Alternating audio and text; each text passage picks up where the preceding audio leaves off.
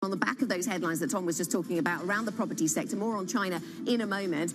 Nasdaq futures are down 0.5%, though, really looking to pick up where we left off with sort of unwinding some of that positivity and build-up that we saw into those NVIDIA numbers. And I put in iron ore as well. It's up another 1.9% over in the Asia session, and that can sometimes be of influence in London. And we are expecting, actually, on the futures picture, I think, Tom, for the London markets, a little different from the others. Yeah, it's a bit of a standout, which is interesting because year-to-date it has underperformed, but you're back above that 7,300 level. Futures pointing flat for the FTSE 100, and a different picture on the DAX, pointing lower by 0.4%. And over in France, you're looking at losses of maybe 20 points leading up to the open. Okay, so we'll keep an eye on what's happening with the FTSE 100 today, given what we just showed there on iron ore prices. As the team loads the GMM screen for me, we can see where we are at the start of the European trading day. So we have been expecting that the London market might do a little better today, and it is pretty flat, actually, out of the blocks. We are seeing risk aversion elsewhere, though. That certainly was the theme through Asia, and we see that in the FX markets. We've got money going into the dollar, coming out of the euro,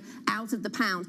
Interesting to see 107.82 on the euro right now as we wait for Christine Lagarde to speak after Jerome Powell over at Jackson Hole. How will the euro fare through the weekend? Could be an interesting one to watch. This is what we have on the European economies then, or European markets, sorry, as they open up. The German DAX down 0.25%. The French CAC 40 down by 0.2%. We'll be focused on Christine Lagarde, what she has to say a little bit later on about the negativity we've seen in that high frequency data, Tom, coming out of the Eurozone. For the moment then, sell-off in stocks, and markets are also selling sovereign bonds, it seemed, with those yields going a little bit higher. So we seem to be back to the themes that dominated at the start of August. Absolutely. High yields, bad news for technology. The sell-off there yesterday that you outlined for us, and that continues today. The sector currently down around 0.9% on expectations that maybe yields will have to go higher, maybe rates will have to go higher, and that's going to offset the lift coming through AI. Interesting to hear from BlackRock's Wei Li earlier. They are very constructive on developed markets, AI, and they continue to build positions there.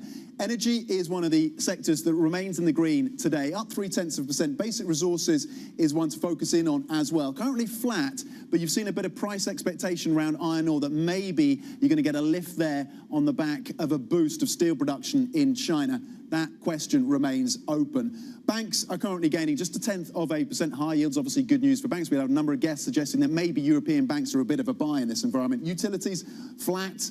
You're seeing a mixed picture across these equity markets. The standout really, as I mentioned, technology is the sector currently down 0.7. Construction materials also off by 0.3, but a little bit of upside coming through for energy, up 0.3, and basic resources gaining 0.1% this Friday. Okay, let's get some breaking news. A red headline across the Bloomberg then, Tom, from the brewing sector, and this is to do with Heineken. Heineken has said it has completed a deal to sell its assets that are in Russia and to leave Russia, becoming one of the few consumer companies to successfully withdraw since Vladimir Putin's government shifted rules, of course, to make exiting the country more difficult. So the Dutch firm, the Dutch brewer, is taking a €300 million loss on its Russian assets, and it's selling these assets for just €1 to the Arnest Group, a consumer goods business, Russian-based packaging and consumer goods business, the Arnest Group. So Arnest paying €1 for the Russian assets of the Dutch brewer Heineken. This, of course, goes back to when Putin signed that decree back in April that allowed for temporary state control over the assets of companies or individuals from quote-unquote unfriendly states. So this is where we are on the Russia story, as European consumer-facing businesses have been trying to exit. Some of them have achieved that, and some of them have found it difficult. Some have just had their assets taken and have sort of lost touch with the management teams in place. So we'll continue to watch that one and see what impact that has on the shares.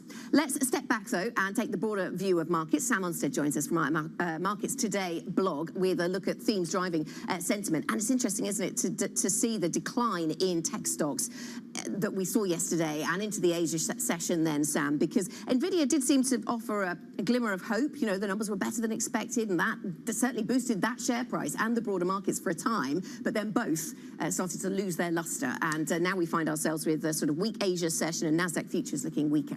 Yeah, I think what you saw happen over the course of yesterday was that NVIDIA's numbers came out, hugely anticipated, and an enormous company as well.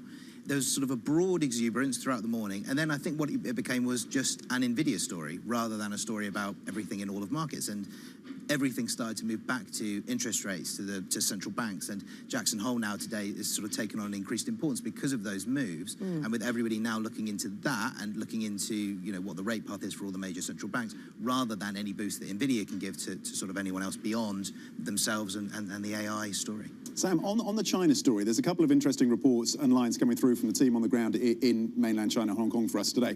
One is the changes around mortgages to make it easier for people to purchase properties in various cities across the country. The other is the news that Chinese regulators are going to be meeting in Hong Kong with the likes of Fidelity and Goldman Sachs to try and pressure them basically around these outflows that we've seen, foreign outflows in terms of those investor flows into Chinese equities. One smacks of granularity, I should say, in terms of the mortgages, rather than any big overarching fiscal support. The other smacks maybe of desperation from regulators. I don't know how you read into this, but certainly the Chinese markets kind of turned off on this. There was a little bit of upside, but that's faded very quickly. Yeah, that's interesting, Tom. It's actually, that's a really interesting point, that you did see this nice spike, particularly when the mortgage story came out this morning, property companies starting to go up. But I was talking to Sophia Hortry-Costa on the Markets Today blog, who is, of course, our China expert, and she kind of said to me that, you know, this is a broader move, the mortgage one, it's broader, but it's still not quite what people are looking for, and it is still China trying to boost the economy through the property sector, when there's always the talk about trying to reduce the reliance there. So that seems to have not necessarily been taken as well. However, I would also note, though, you know, the property sector, hugely important for mining stocks, and that is likely also why the FTSE 100 is performing a little better today, along with oil being up.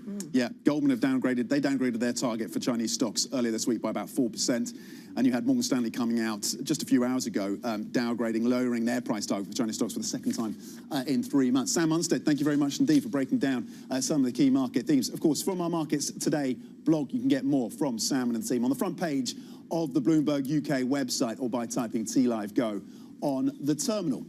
Now back to the main event of the week. The Kansas City Fed's annual gathering, of course, in Jackson Hole is underway. Traders are watching the jam-packed two-day symposium of central bankers for any signs on the policy path ahead. Bloomberg's Michael McKee breaks down the schedule of the two-day conference.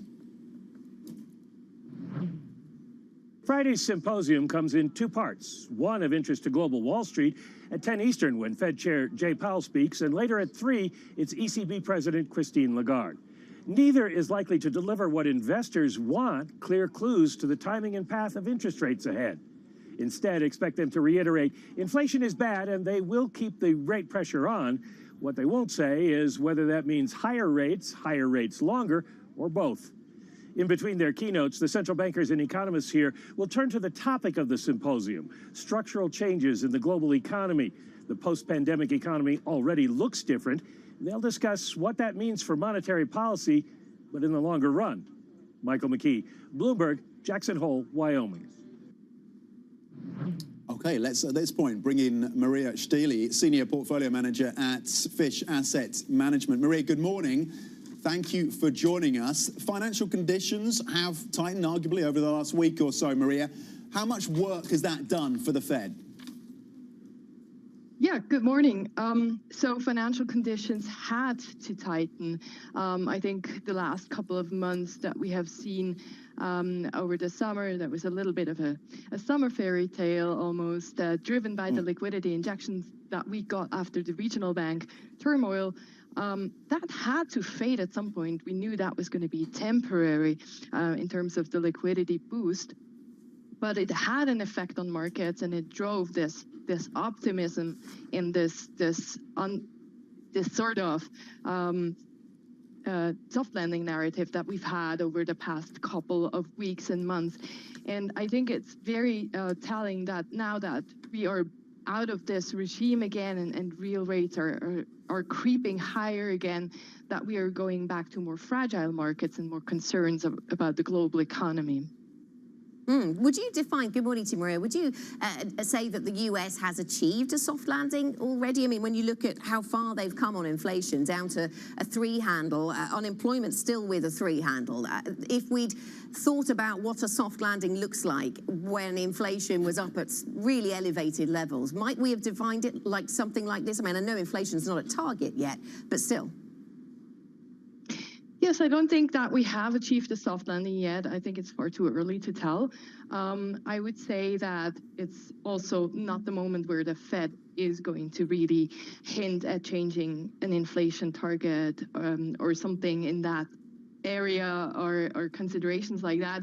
I think at the moment the Fed is trying to bring inflation down to 2%, and I think they're going to do that no matter the cost. At the moment, it's important for them to achieve that target, and then after that, they can talk about longer-term considerations. And I think that's also framing a little bit how they're going to put the message out in Jackson Hole this time around. I think it's hard to really address anything else right now while you're still trying to achieve that mission. That seemed to be relatively challenging in this cycle. You're staying defensive as a result of that analysis, Maria. What does that defensive posture, what does it look like? We are credit investors, and as credit investors, we are always more worried about the downside than the upside. But generally, I think we have come a long way since March. There has been a very strong fear in the market, and spreads were relatively wide after the regional bank turmoil. But there was also a tactical long in our portfolios for some time where we have benefited from higher spreads, and where we also have benefited from a rally in interest rates. But now we are moving back to this more strategic underway towards beta, because we just don't think that it's going to go without leaving any marks in risk premia. Growth at the moment, in our view, is more fragile than inflation. And so we are worried that, the soft data that we are seeing coming out below expectations, especially as we saw PMIs this week, is going to translate into hard data, which currently still seems to be robust, but we think it's going to transpire into more fragile actual hard data. And so, okay. Yes. So we'll pick up on that thought shortly, Maria. Thank you. Maria Staley stays with us, giving us their thoughts there on growth being more fragile than inflation. Gives us a good place to pick up the conversation shortly on Europe. Also coming up on the programme, we will be focused back on Jackson Hole. Traders will be waiting for Fed Chair Jerome Powell's speech for clues on the rates outlook. And don't miss our exclusive interview with the ECB President Christine Lagarde. That is coming up, of course, later today. This is Bloomberg.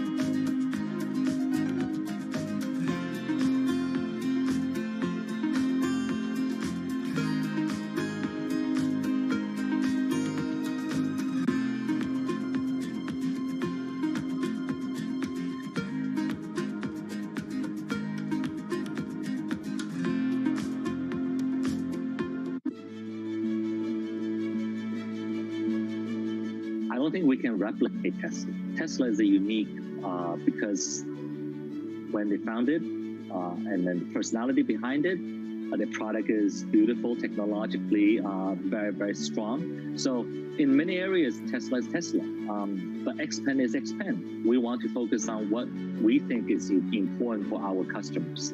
Our customer like beautifully designed vehicles, either it's large SUV or sports sedan. We believe we have a very, very appealing family look that our customers is really attracted to. They like to have user-friendly features inside the cabin that has a technology feel. It's very smart. It enables them to really utilize the vehicle that's different.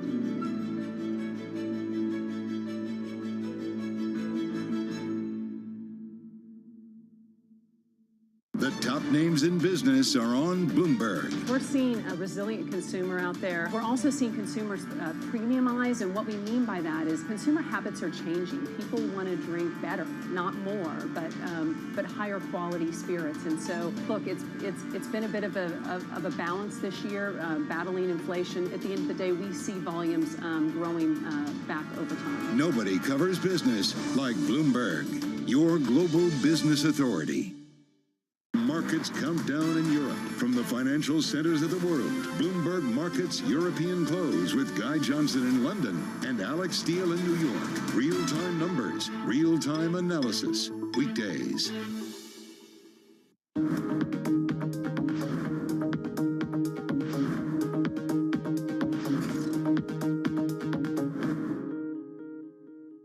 Central Bank President Christine Lagarde sits down with Bloomberg's Tom Keene for a conversation on the political economics of Europe and the permanent shifts in the global economy. Tune in for the exclusive interview live at 4 p.m. Eastern from Jackson Hole, only on Bloomberg.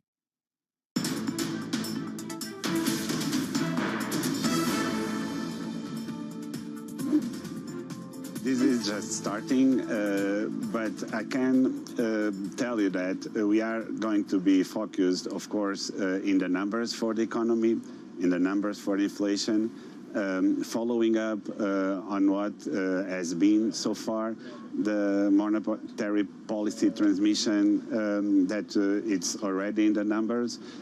We have to be cautious this time around because downside risks that we identified in June in our forecast have materialized. Yes.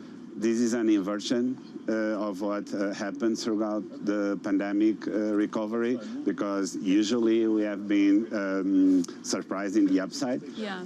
This is in part, in my opinion, because the transmission of monetary policy is up and running. We need to take that into account in our decisions. Mario, it's Alex in New York. So that seems like a pause for September. Would your vote be a pause for September? And if so, is that a peak? Well, you know, we have been data dependent in our decisions. There's plenty of data still to be made available until the September decision. We have a new forecast. That forecast will tell us precisely how we see this transmission of our decisions into inflation and the economy going on, and we will decide in September on that regard. But it is important to keep in mind that inflation has been falling faster than its way up. We have been successful in our mission so far. It's probably too soon to call it as a down deal, but we certainly will have to focus on these numbers. That was the Bank of Portugal Governor and ECB Governing Council member Mario Centeno speaking with Bloomberg's Alex Steele from the Jackson Hole Symposium. For more on what we can expect on the ECB story today, Bloomberg's Maria Tadeo joins us from Brussels. And the ECB, of course, is also part of the focus at Jackson Hole, even if Jerome Powell will be speaking first. But then we'll hear from the ECB. What kind of clarity are you looking for today, Maria? Yes, Anna, and it is an important speech because this is the first time we hear from Christine Lagarde since that option for a hold or a hike was introduced in July by the European Central Bank. And you already see it play out in the Governing Council. You just had, and we just heard from Mario Centeno of the Bank of Portugal, suggesting the transmission is working. The downside risks to the economy are there. You've had the PMIs this week. A lot of that should factor into that decision in September. He wasn't really vocal in saying, I want to pause. But if you read between the lines, he does say, let's reassess when we get to there. When you look at the German Central Bank, and we also spoke with Joachim Nagel of the Bundesbank, he was saying it is too soon. The challenge for Christine Lagarde will be to, A, oversee this Governing Council, but also get to a common understanding where things are going. Are we going to get any clarity in terms of is it a hold or a hike in September? I doubt she will say that, but the tone of the speech will matter when it comes to that. And I presume she will reinstate the idea of data dependency, especially because when you head into September, you will have new forecasts from the European Central Bank. Maria, thank you very much. Been both Maria Tadeo with a briefing on what to expect from the ECB. Let's get back to our guest, Maria Staley, Senior Portfolio Manager at Fish Asset Management. Maria, thanks for bearing with us there. And interesting to pivot now to your views on Europe. Maria Tadeo just setting out the weakness of the data that we've seen of late. Are you expecting then, with that as the backdrop, to get clues around a hike or a hold for September? So our view is that Europe is more vulnerable to global risks than the US, but at the same time, we think Europe is behind in achieving actual success on inflation. And so the path towards a soft landing in Europe is much more narrow than in the US. And so I think it's particularly challenging for Lagarde to unite those differing views in the Governing Council. There is many different views, as we've just heard from Centina and from Nagel as well. That is very challenging. We believe that the ECB needs to continue hiking. It's not the moment yet to pause. One additional hike may actually be enough, but that needs to happen. And we believe that in Europe, it's particularly important to look at the manufacturing sector, which is very weak at the moment. And as well as we've seen in PMIs now, services are also starting to deteriorate in Europe. Yeah, so the weak data is there. Certainly, we got a reminder of that this week out of Europe, France and Germany, of course, at the forefront. But nonetheless, you still think there's an additional hike that needs to come through from the ECB. What about credit risk then, Maria, across the Eurozone in the face of these higher rates and this deteriorating data? Well, in Europe, we are particularly concerned about the manufacturing sector, as I've mentioned. But for credit, we have to be also very differentiated in terms of what market segment we're looking at. And we are not concerned about investment-grade markets at the moment. We actually do like European investment-grade markets because there's also a relatively large market share that is located in other geographies, right? We have a lot of US companies also issuing into the Euro market. And so this is a relatively important market segment that we like. Relative value of European IG markets is good. We are trading still wide to the long-term median spread. Arguably, you can say that the median spread has been skewed lower by corporate QE over the past decade, but still relatively good value in European IG markets. You have to be aware of some market segments that could turn out as value traps, of course. You have to, of course, also deal with higher volatility in parts like real estate, etc. But still, we do like European IG credit. Going down into lower quality market segments, we turn more and more cautious. Refinancing in high yield corporates could turn out as a risk factor. They have been very benign so far, and high yield corporates have done a good job in refinancings. But still, we want to be aware of that and price that. Okay, so watching for those potential refinancing risks, but still liking investment grade in Europe. Maria Staley, Senior Portfolio Manager at Fish Asset Management. Thank you for joining us this morning. Coming up, watches of Switzerland plummets after Rolex makes a major retail move. We're going to get your stocks on the move next. This is Bloomberg.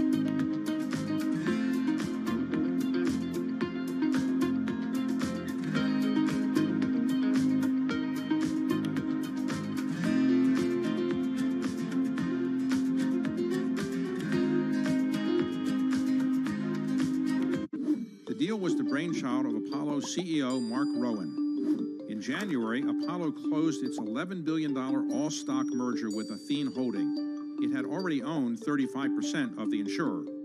Here's what Apollo gets out of the deal. Assets under management. Apollo expects them to double to about $1 trillion by 2026. Much of that projected growth will come from the merger, and those assets are especially attractive to Apollo. insurance companies typically go after much more modest returns than buyout investors. That will give Apollo more options for investing the cash. Athene is a steady provider of fee income. It has grown into one of the nation's biggest holders of fixed annuities, those retirement savings products favored by risk-averse customers. The merger will also allow Apollo to simplify its governance. It gave up its dual-class share structure and adopted a one-share, one-vote plan. The hope is that will eventually lead to Apollo's inclusion in the S&P 500. From the beating heart of global finance, economics, and politics, and wherever newsmakers are moving markets, Bloomberg brings you conversations that allow for deep discussions and important insights. How has that shaped your strategy for the bank? Is this a new normal? Is this like a catalyst? Do you think we're in a new phase for dividend policy overall? That's a great question. I'm Francine Lacroix, and this is The Pulse, every weekday at 9 a.m. only on Bloomberg. Good morning, good morning. This is Bloomberg Surveillance on TV and radio. Welcome to Bloomberg Markets, China Open. Good morning, everyone, and welcome to The Pulse. This is Bloomberg Technology. And welcome to Balance of Power. This is Bloomberg.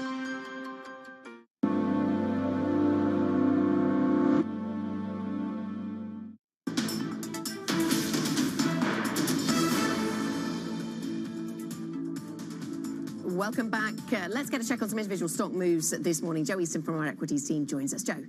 So Watches of Switzerland absolutely hammered in the early moments of trading, down 29% now. As a reminder, we got news last night that Rolex is buying the retailer Boucheray, and Watches of Switzerland is the main retailer of Rolex watches, and investors are worried that this will wipe out some of their market share. So that, you won't be surprised to hear that that is a record drop for the stock, and it's wiped out a lot of the gain that we've seen this year as well. Now, we've just had a statement out from Watches of Switzerland, unscheduled, 15 minutes before the market open. You can tell things are not going well when these statements come out. They say that this is not a move by Rolex into retail, and it shouldn't be taken as that. They say it's all about succession planning, given the age of the Boucheray founder, and that is why Rolex is doing this. But the market not liking that at all, as I say, now down 40% year to date, wiping out a huge rally after it IPO'd around 4 years ago. We're also going to look at CMC Markets, another big dropper here in the UK, warning of a slowdown in trading activity. Retail traders shying away from the online trading market given the cost of living crisis. They say August has been particularly weak, that one down 19%. And then Aston Martin, the best performer in the UK after Jefferies finally says buy that stock. All three stocks to watch, shares going the right way. Miracles do happen. We're also going to have a look at the miners quickly and the chip stocks. Chip stocks coming down once again, that Nvidia rally fading, the Fed in focus, miners coming up after a bad day yesterday. Keep an eye on those sectors this morning. Joe Easton from our equities team, thank you very much indeed. Worth noting that sentiment is changing, turning a little bit more positive across Europe and European space, the stock space, the benchmark currently flat. The FTSE 100 is doing okay, though, up 0.3%, adding 20 points, 7,353. And across your sectors, just briefly, top of the list, basic resources getting 9/10. Plenty more coming up. Stay with us. This is Bloomberg.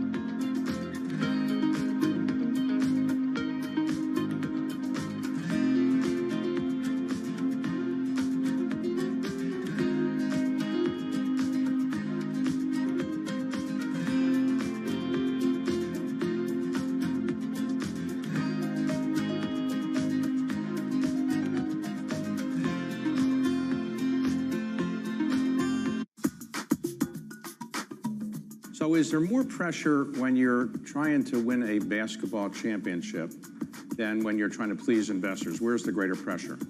Oh, I think I think it's definitely trying to win a championship.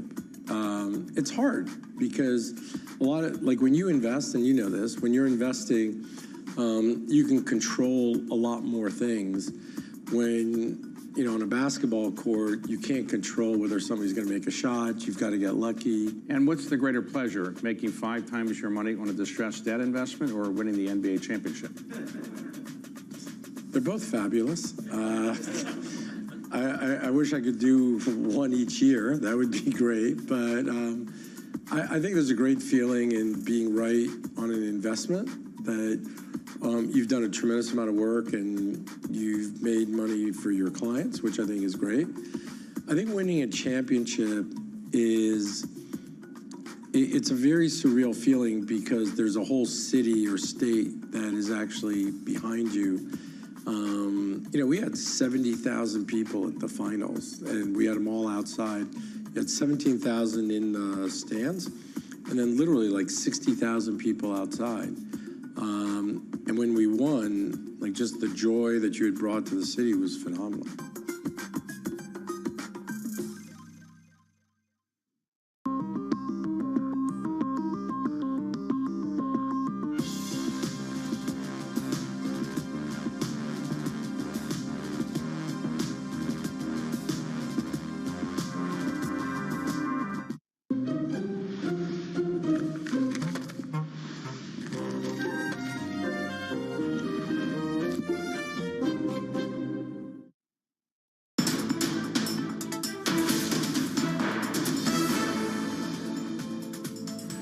This is Markets Today, 30 minutes into the European trading day. Here are your top stories. Traders await Jay Powell's speech at Jackson Hole for clues on the interest rate outlook.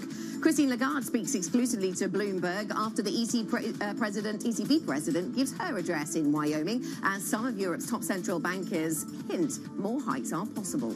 And China unveils further mortgage easing policies to bolster its property market in an attempt to support the world's second biggest economy. And Tom, we'll get to some of the China lines in a moment, but it's not just around the property market. There's income tax, there's stock trading being talked about once again. So lots to talk about with China.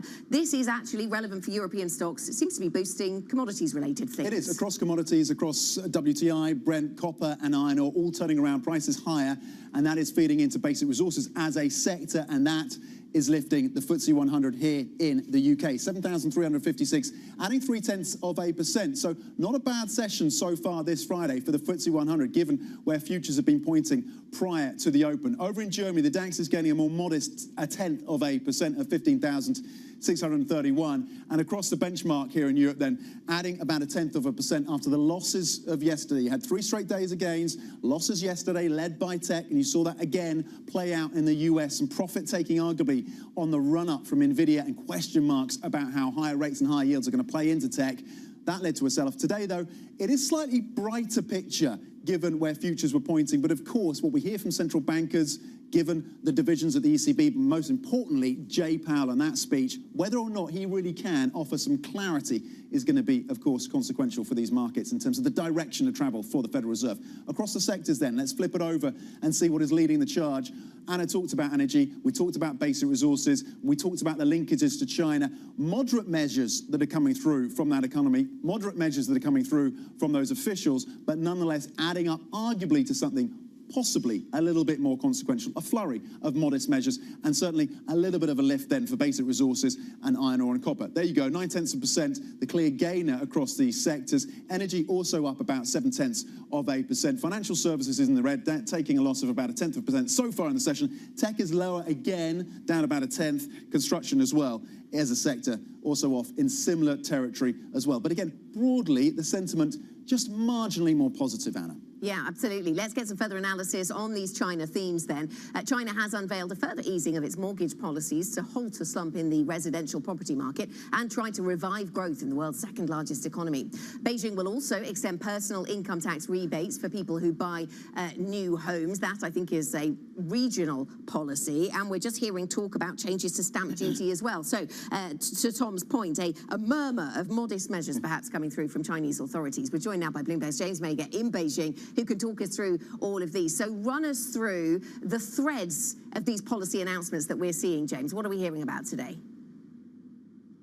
Well, the first thing I think, which is the biggest announcement today, is on the housing market. The government is now going to allow people who previously had a mortgage, previously owned a property, have paid off their mortgage and have sold that property, to now borrow money again as if they were a first-time home buyer. And they were unable to do that previously because the government was trying to crack down on speculation. And so if you'd owned a house before and you'd sold it, you couldn't then use that money to buy a bigger house or a larger house or to trade up and get the first home buyer benefits of a lower interest rate and lower down payments. So what this is going to do is it will probably encourage people who have a home, who want to get a bigger home, to sell that property and then take advantage of these better interest rates that they will get access to. However, the issue with this is that these rules weren't being really enforced in a lot of the smaller cities in China anyway, because those smaller cities do have some freedom to set their own mortgage policies in smaller provinces, and they weren't enforcing them because they were already trying to boost their own housing markets, because which have been slumping for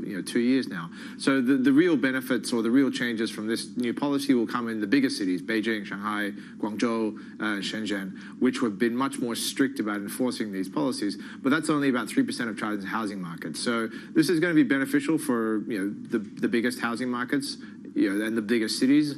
But I don't know if this is really going to have a massive effect on stimulating demand across the economy. And for these other policies that we're talking about, a reduction in stamp duty has been mooted for quite a few weeks now as one of the efforts the government is going to, one of the things the government are going to do to boost stock trading. If you have to pay less stamp duty each time you sell and buy stocks, that's beneficial for stock markets. And there was a bit of a rise when that news first came out, was first leaked.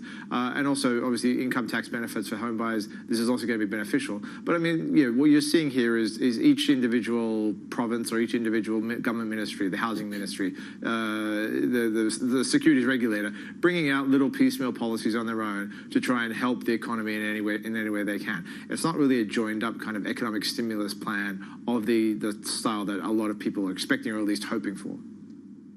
James, we appreciate you putting aside the Quaitao Maotai, strong distilled liquor, on this Friday evening where you are in Beijing to join us. Is this the playbook then from officials, from ministries, from the government of China to address the economic concerns?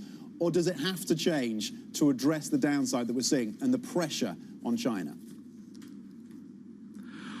I mean, I think at this point it's almost September, and the economy's been slowing since April. I mean, the data from April on has been getting weaker and weaker, and I think at this point you have to say this is the strategy.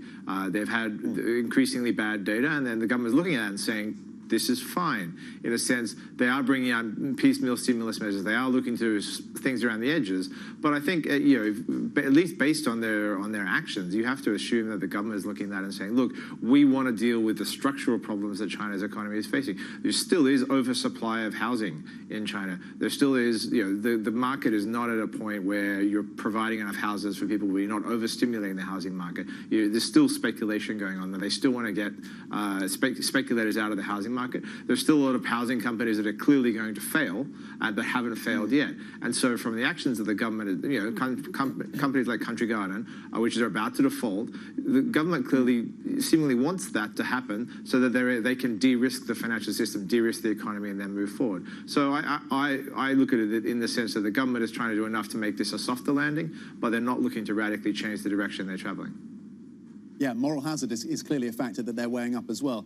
James, thank you very much indeed. Go back and enjoy your Friday evening. We appreciate it, joining us out of Beijing on this flurry of measures, moderate piecemeal measures coming through from Beijing. And of course, what happens in China is consequential for Europe. And talking of Europe, the ECB Governing Council member, Joachim Nagel, says he's not convinced that inflation is under control, from the Bundesbank, of course. Not enough in terms of the need for a halt in interest rate hikes. He doesn't think we're there yet. He spoke to Bloomberg's Mike McKee at the Jackson Hole Economic Symposium. It seems to be in Europe that the labor market and the similarity with the US is really pretty good. So we have a good labor market situation, but the economic activity is slowing. This is for sure. But this is not a surprise to me. I think when you're hiking interest rates 9 times, it's for sure that there is an impact on the here, and we are seeing this, and this is good and bad news. Inflation is coming down.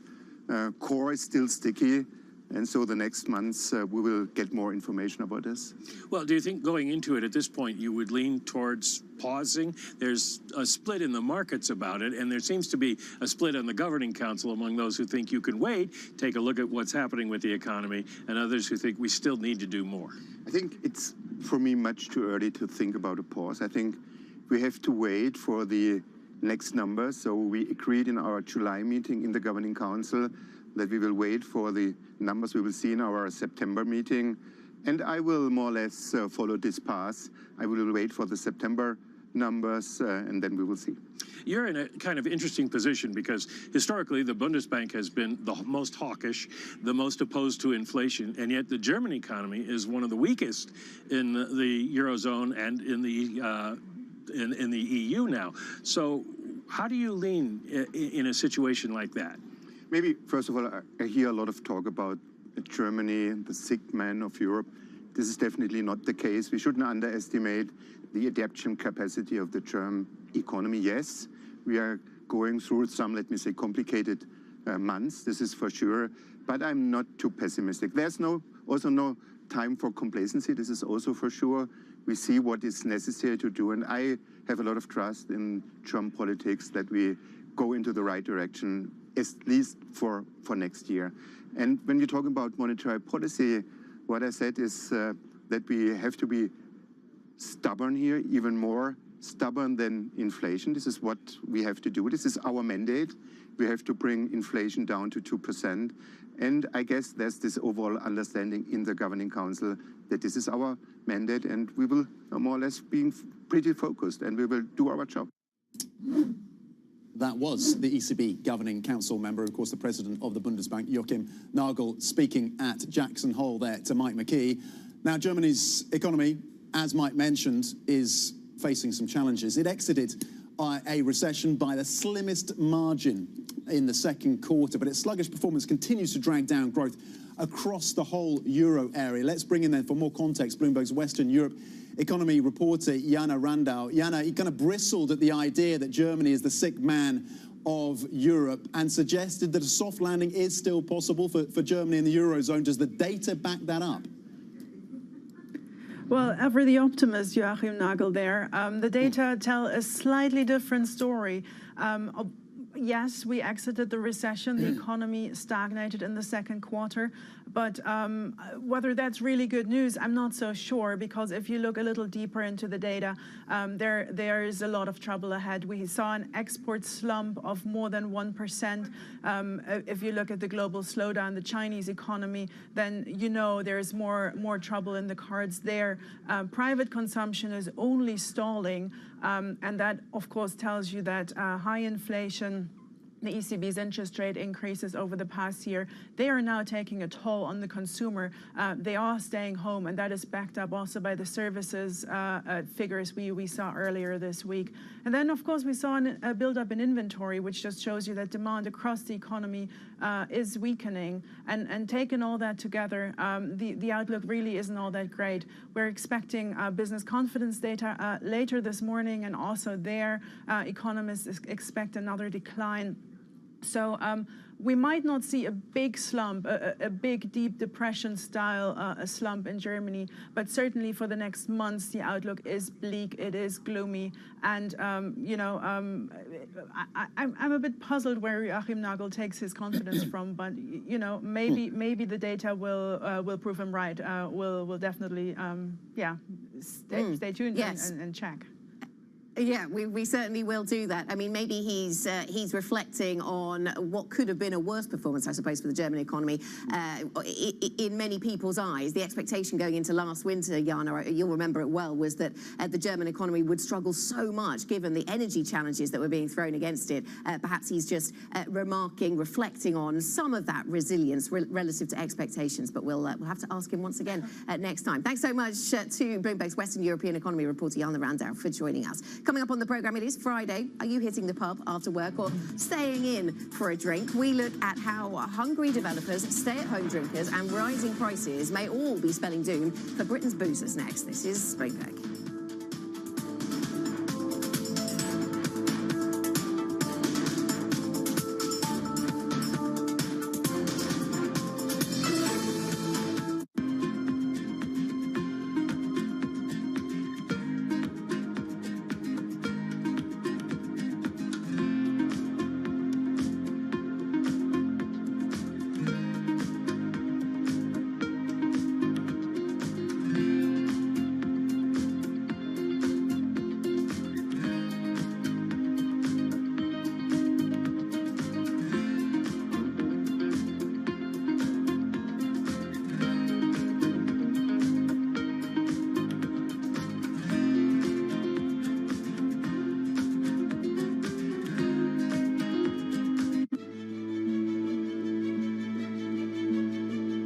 what do you like most about your job? I think the people. I mean, ultimately, we're a people business. A lot of what my job is as CEO of the company is to give those people sort of motivation, to tell them where we're going, to encourage them to come up and do their best work, to encourage them to collaborate. Sometimes you sort of think you're almost a psychologist, as you are a business leader, I think, sometimes. And so what's your best piece of advice? I love pitches. I love being sort of leading from the front, if you like, and spending times with teams. I love to see the work that we're doing. When we pitch for a piece of new business, often when we come together. So I guess I try and put myself in the seat of the client. And what's the client going to think when they see this work? Are they going to be excited? Is it going to turn their brand around? How's it going to resonate with their consumers? So as much as possible, I think probably I try and play that role.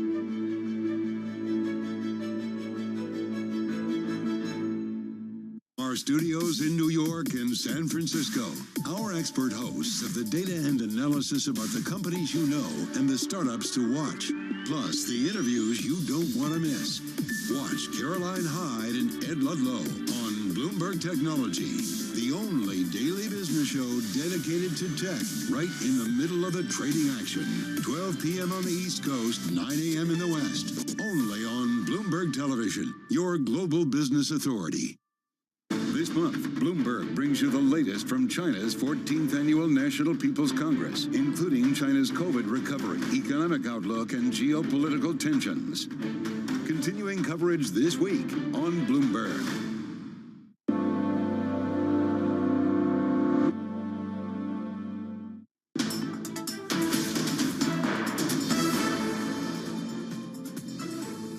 Welcome back. It's Friday, so we thought we'd dabble in luxury watches. Prices for the most popular high-end watches from Rolex and Patek Philippe kept falling over the past month, even as mid-tier timepieces from brands like Cartier outperformed the Bloomberg Subdial Watch Index, which tracks prices for the 50 most traded watches on the secondary market by value, declined by 1.1% in a month, and it is a trend. Joining us now is Bloomberg's Andy Hoffman. Andy, what is driving this performance then on the index the past month? And do we expect further softness in terms of the pricing? It's all relative, isn't it, for the likes of Rolex and Patek in the weeks and months ahead? Indeed. Well, I mean, what we're seeing here basically is that, the secondary watch market, which we track closely using data from Subdial, and it's basically on the same trend that it's been since March, April 2022, which is in decline. That's prices for the most in-demand references from Rolex, Patek Philippe, and Audemars Piguet. They're still going down. They went down about 1.1% in the past month. However, that is still a slowing of the pace of decline that we saw last year, which was quite violent and severe. So things are starting to even out. Okay, starting to even out. And why is Cartier outperforming in that context? Yeah, it's interesting. So obviously, Rolex, AP, and Patek watches are much more expensive. Cartier prices around £5,000. That's what they would average for a Cartier watch. These watches are also much more available at retail, and they've shown a price pattern that has been much more stable. And in fact, the Subdial data shows that prices for Cartier watches have gone up by about 1.6% over the past 30 days. That's for an index of 25 Cartier watches. And that is in contrast to the Bloomberg Subdial Watch Index, the 50 most traded watches by value, which has declined. And that's, there's a lot of reasons for that. The major one being that Cartier watches are readily available and you can buy them. They also trade below their retail price on the secondary market, but they've shown stability. Yeah, because that demand for Rolex and Patek, as you said, is still really red hot, isn't it? Other big news in the luxury watch space this morning, Rolex buying the luxury retailer Bucherer. What are the details there, Andy? How significant is this? This is a huge surprise, and this has the potential to really upend the luxury retail watch market.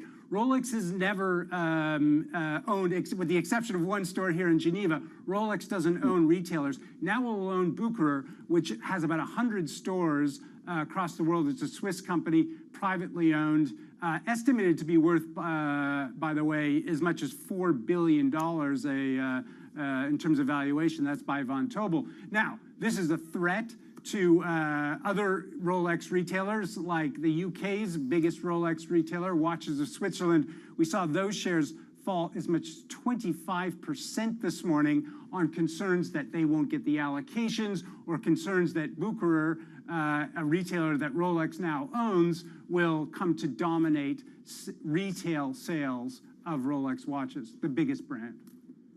Andy, thanks very much. Bloomberg's Andy Hoffman with the latest on the watch market. A nice story for a Friday to another story for a Friday. Pubs have been part of British culture for hundreds of years, of course. But numbers have dropped sharply in recent years. According to the British Beer and Pub Association, more than 560 pubs closed in 2022, more than either 2020 or 2021 during the height of the pandemic. So what's driving down the number of pubs in Britain? Bloomberg's Helen Chandler-Wild wrote the story for Bloomberg and joins us now to talk us through some of the details. So why are these pubs shutting then, Helen? Is this the aftermath of the pandemic, or is it more to do with pricing pressures? What's the story? Definitely, both of those things play a huge part. The pandemic being shut for months is not good for any business. And as well, inflation hit them massively, and so have gas bills. So the average energy price cost even for a pub is over £18,000 a year with all of the increases. So all of those things have definitely had a big impact in the last couple of years. But also pubs have been shutting for a really long time. So since 2000, we've lost a quarter of our pubs.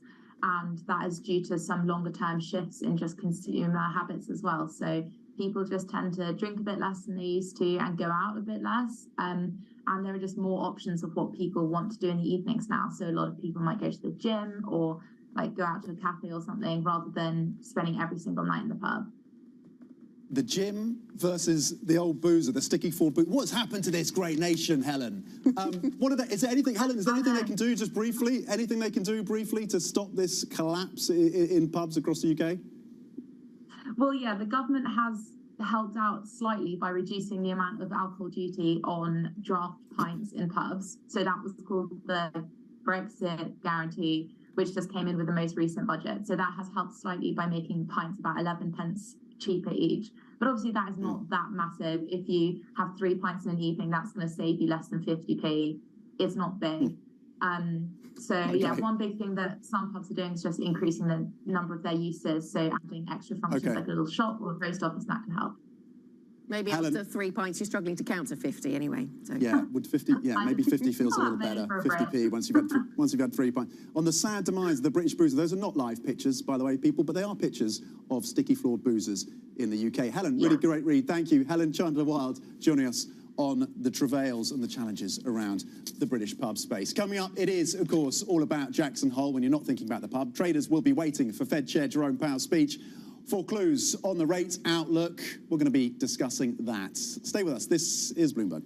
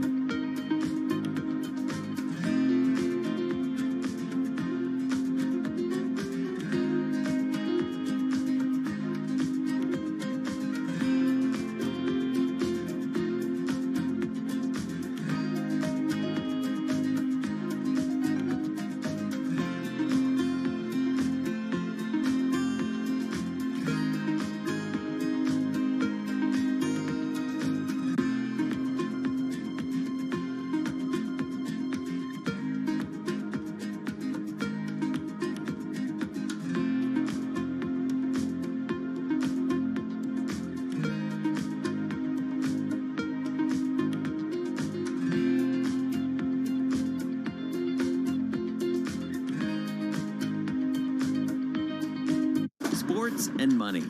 They've always gone together. But never before have sports been so massively influential and as lucrative as they are today. NFL, NBA, none of them were what they are today when they were born. There's leagues that are being thought of and built every day. New teams, new leagues, new business models, even entirely new sports. I never in a million years would have thought this is what my life would be like. We set out to find what's happening and what's about to happen at the nexus of business, sports, and culture.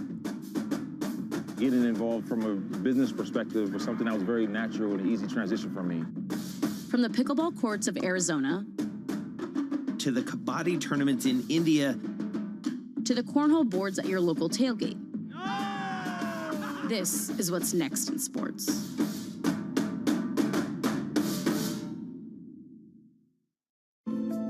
Bloomberg covers the world with unmatched reach and resources. From more than 120 countries, the moment news breaks, 24 hours a day. Bloomberg, your global business authority.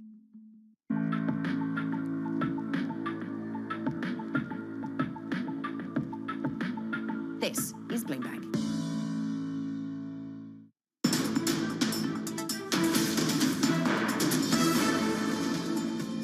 This is Markets Today. We're 55 minutes into your European trading day, and this is the picture for European stocks. Things looking brighter. The DAX is flat, but elsewhere, Tom, we have a better picture for European stocks. Basic resources, energy leading the way today. So it's a real turnaround from yesterday. We're not seeing technology positivity. Technology stocks under pressure, just flat actually here in Europe, and down 0.2% on NASDAQ futures. But even that is off earlier lows, isn't it? Yeah, and our MLive team as well pointing out that the AI uplift that came through from NVIDIA around the tech sector in the US, well, that just bypassed Europe almost altogether. You saw losses. In fact, there's a leading losses coming through for the tech sector yesterday, and losses in the tech sector continue in Europe today by a more modest 0.1%. We've had a flurry of measures coming out of China. We'll see how those play out into the Chinese markets on Monday. Piecemeal, moderate, modest, but there are those measures coming through on everything from taxes to property to pressuring maybe some of the big fund managers in the West to maybe hold in and hold the line on Chinese stocks. Yeah, and it does seem as if that Chinese story is doing something to boost sentiment around European stocks, isn't it? We have basic resources and energy perhaps rising on the back of some of those lines coming out of China. So we'll see, have to wait for Monday to see the impact over in China. Interesting to note, going into Jackson Hole, we have yields a little bit higher. Now stay with Bloomberg TV and Bloomberg Radio for our extensive coverage from Jackson Hole, including, of course, the most awaited speech by Fed Chair Jay Powell. That's at 3 p.m. London time, 10 a.m. UK time. And of course, Bloomberg's exclusive interview with ECB President Christine Lagarde. She's going to be speaking live with Tom Keene. Simulcast on all your Bloomberg channels, and the terminal, that's at 9 p.m. London time, 4 p.m. New York time. Here in Europe, slightly more positive, 0.1%. Futures over in the US, S&P E-minis up 1/10. NASDAQ futures, though, lower by 1/10 as we gear up for Jay Powell. That is it for Markets Today. Happy Friday. This is Bloomberg.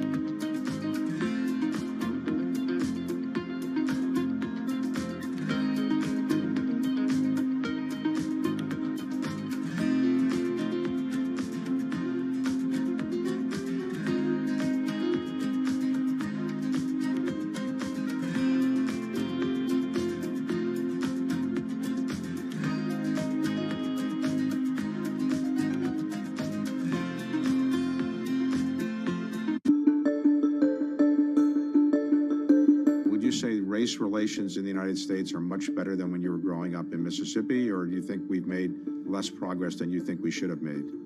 Both. I think that much better than when I was growing up. There's so many people who occupy areas and I never thought I would see them in. But I would have hoped it would be better. It's been a lot of progress. And somehow we're in an area era now where, in spite of the progress, race relations in certain areas has become very scary. You know, some of the things that one reads about now remind me of growing up in Mississippi.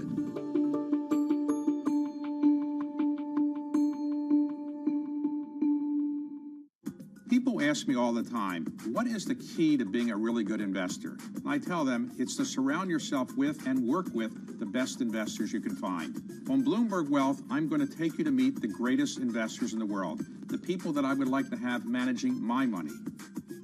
I think if you're a mission-driven investor, there's really no better feeling than knowing you're impacting the lives of 2 million people that are serving California.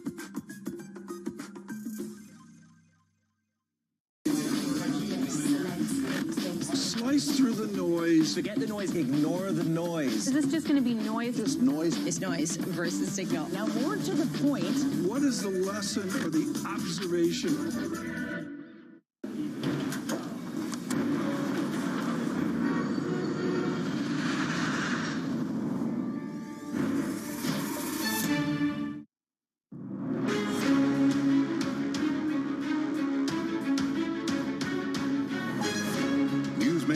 And market movers. This is The Pulse with Francine Lacqua. A very good morning. Welcome to The Pulse. I'm Manish Krani in Dubai. Here's what's coming up on today's program. European stocks, they're muted and risk sentiment wanes as traders await Jay Powell's speech at Jackson Hole for clues on the rate outlook. Christine Lagarde speaks exclusively to Bloomberg in Wyoming as some of Europe's top central bankers hint at more rate hikes. In just a moment, we'll bring you the latest business sentiment from Germany. Plus, Donald Trump surrenders to jail in Atlanta to be booked on charges that he conspired to overturn the 2020 election results. The former president posted his mugshot on social media. A very good morning. Welcome to the show. Let me take you straight to the European market complex. We're waiting to hear what the narrative is from Jackson Hole. That is the backdrop that we're looking at the moment. I can tell you in terms of the nervousness, it's whether Powell channels his inner Alan Greenspan rather than Volcker. We saw a little bit of a movement and news flow from China in the past couple of hours about bolstering the mortgage market in China, and that has given a little bit of an underbelly to risk. Just check out Watches of Switzerland at the bottom of your screen. Now, this is brutal. Watches of Switzerland down 27% as we're seeing Rolex move to buy a luxury retailer, Bucherer, 100 stores. Now, Watches of Switzerland say this is not a strategic move by Rolex into the retail market. Well, if you don't call buying 100 luxury stores a move into retail, I don't know what you do. But just to give you some context, Rolex produces 1 million timepieces a year. What does it do to those relationships of the the shops that actually sell you your Rolex, like Watches of Switzerland on Regent Street, indeed those mega stores around the world. Now, let me just bring you some of the breaking news in Germany. We've already had stagnation in Germany in terms of the GDP, but this is the IFO Confidence Index, 85.7. The estimate was for 86.8. Now, the current assessment index, 89, and the estimate was 90. So again, underneath on both of those. I want to look at the expectations. This is perhaps the most important. 82.6, and the market had anticipated a little bit higher than that. So on the expectations front, 83.6. This is obviously going to be another dagger in the heart of the German recovery story. It will be the only G7 country to contract in 2023. That is according to the IMF. Let me take you across the assets. This is what we've got. We're waiting for Jackson Hole. What will the narrative be on the rates narrative? We've got a poll in from 22V Research. 78% it's going to be about data dependency, but the short end of the curve is inching higher, above 5%. That has a direct, is it rates or risk that's going to drive the dollar? I'm telling you, it's rates. Get back to basics. It's rates. I mean, the dollar, by the way, is the imperial currency. That is the view from Dan Moss. The dollar is the fortress as China struggles with its situation. So money flows to the dollar on a risk-off narrative. On the known unknowns within China, there are many more unknowns within China than knowns. Yields spike a little bit higher. Iron ore is up 2%. It's had a restocking narrative come through from China. Combined with that, the biggest weekly gain since June. The Chinese mills are restocking. And of course, you've got this new policy on mortgages. If you've had a mortgage before, don't worry about it. You can get another one if you're in China. It's just changing what a first-time buyer really is. Of course, dollar Turkey. Let me just show you 2 days of the Turkish lira. 7% rally yesterday on a 750 basis point hike from the Central Bank of Turkey. 25% is where we are on rates. Quite a dramatic day there. To Kansas City Fed's annual Jackson Hole meeting today. Will it be as dramatic? Joining me now is Maria Tadeo. Maria, good morning. Good to see you. What are we going to be watching for? We've heard from Nagel so far, but what do you think the main belly of the message will be from Jackson Hole?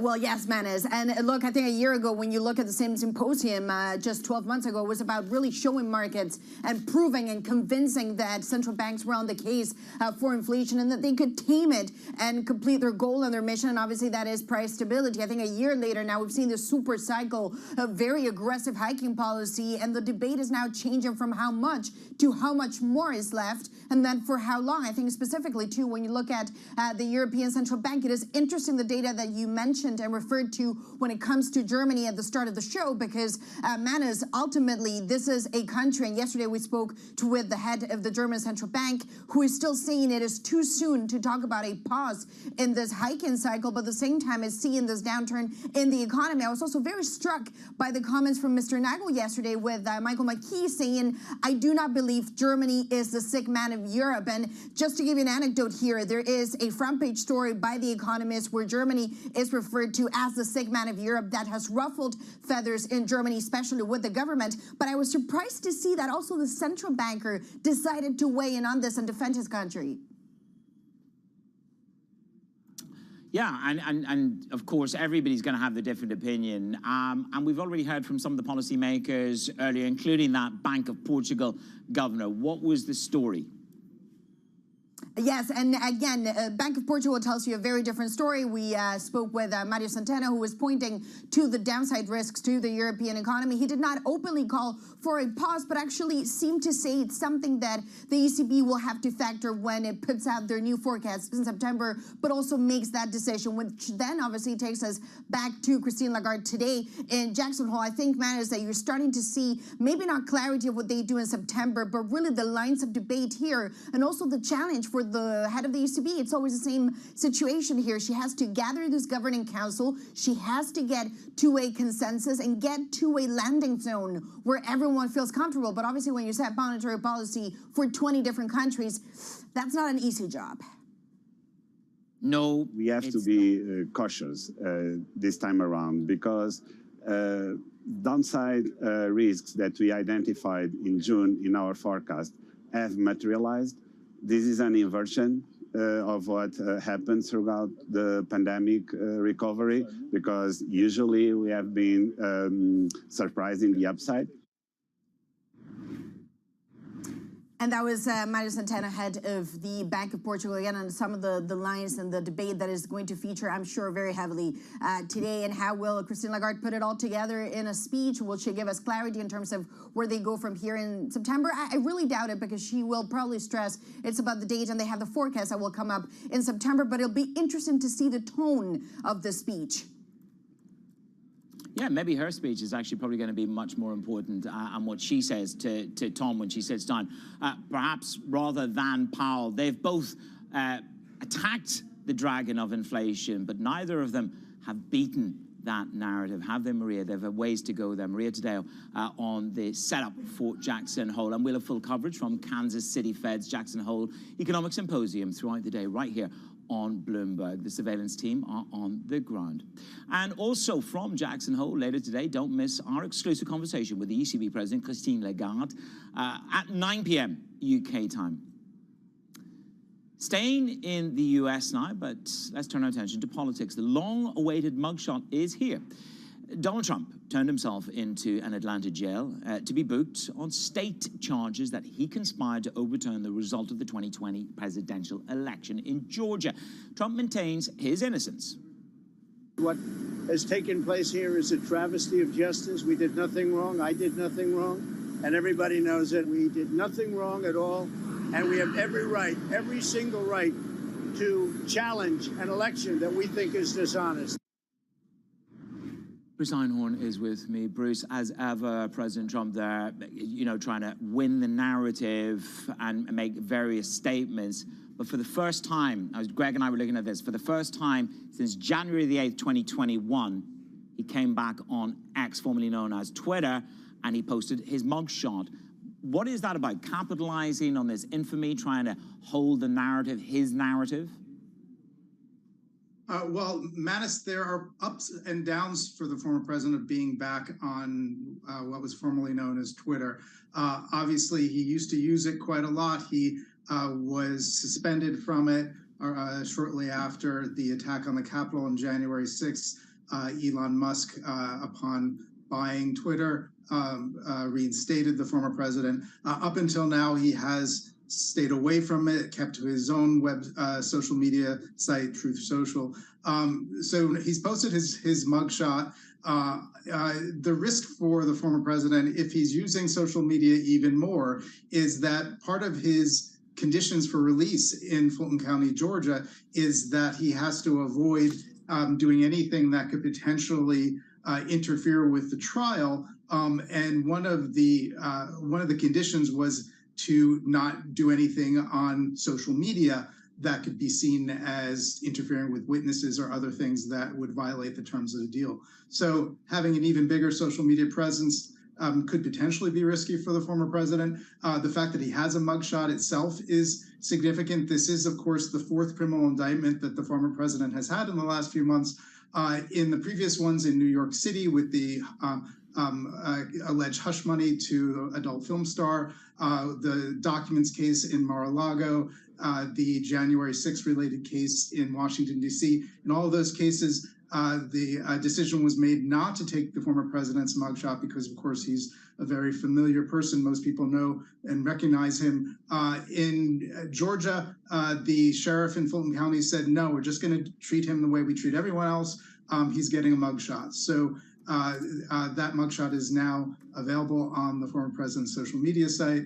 The other big news to come out of Georgia is Fani Willis, the prosecutor there, has now asked the judge to move forward the trial date, which originally she requested to be in March. She's now asking it to be in October.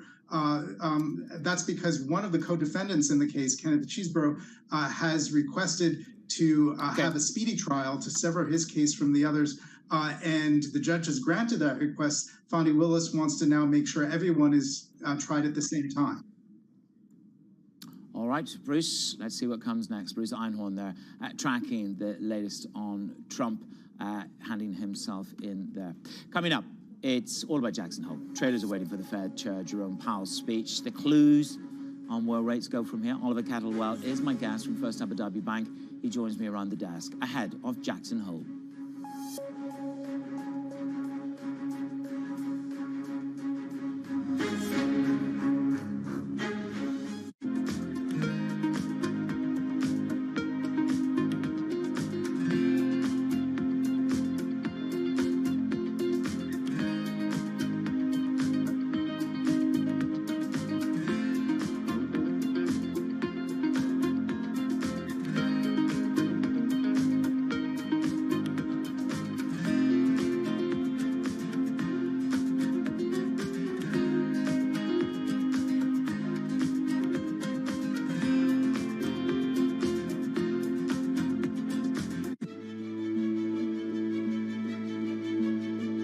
I don't think we can replicate Tesla. Tesla is a unique because when they founded and then the personality behind it, the product is beautiful, technologically very, very strong. So in many areas, Tesla is Tesla, but Xpeng is Xpeng. We want to focus on what we think is important for our customers.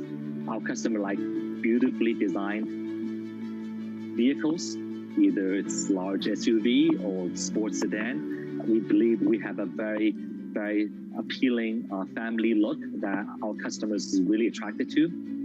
They like to have user-friendly features inside the cabin that has a technology feel. It's very smart. It enables them to really utilize the vehicle that's different.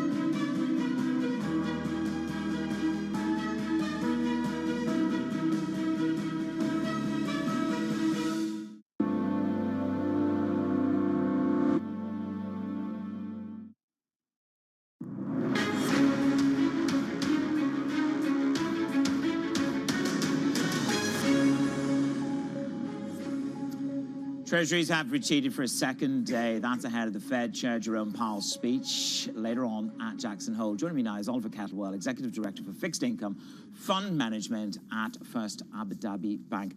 This is your peak day for peak nervousness. 11 hikes, 5.25, 5.5 offered, the highest in 22 years. What you need to do now as a bond trader is decide whether we're trying to find what is higher for longer. Is that what Powell, you think, if you had to bet, is that what we're going to hear, higher for longer, data-dependent verbiage? Yeah, I think so, because he's not going to be dovish, because then he risks undoing all the hard work that they've done over the past couple of years by retightening financial conditions. So I think he'll try and be balanced, but more on the hawkish side. But I think for fixed income, it doesn't matter. I think a lot of the repricing over fixed income you've seen this summer has been because of the debt downgrade, the supply issuance coming out, the big budget deficits in the US.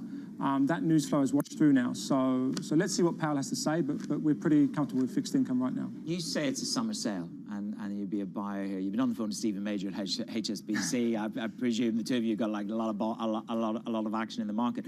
But with that in mind, you say it is a summer sale. Now, then you go to the other side, and you got Bill Gross, a veteran of the bond market, who says get ready for 5. You've got Bill Dudley telling me 4.5, and a lot of other people pitching in there. Why are you comfortable with a summer sale? You and Bob Michael buy every dip? Yeah. With the other side of the trade too. Is it Bill Ackman? I think he was short US 30-year treasuries, yes, right? Yes, he was short. Yeah. You're a buyer of his paper every day. Yeah, I mean, look, I think above 4%, it's great value today. It's what, 4.30 or something, I think. Look, the year-end forecast for 30-year yields on BYFC, bond yield forecast on Bloomberg Terminal, is 4%. So if you get a 30 basis points drop in the 30-year, that's a 5-point gain with a 2% carry thereabouts. You're making 7% potentially there over 6 months. Sorry, that's a lot of maths to throw at you in a short space of time. But the math is not my strong point. But I get it. I get a capital carry plus my 4% yield. I get a capital carry of 2, 2.5, whatever. So I'm at 6.5. And where am I going to be in 30 years, Oliver? God knows. You don't have to wait 30 years, manage. You can sell it in 6 months and rotate back into equities once they've sold off.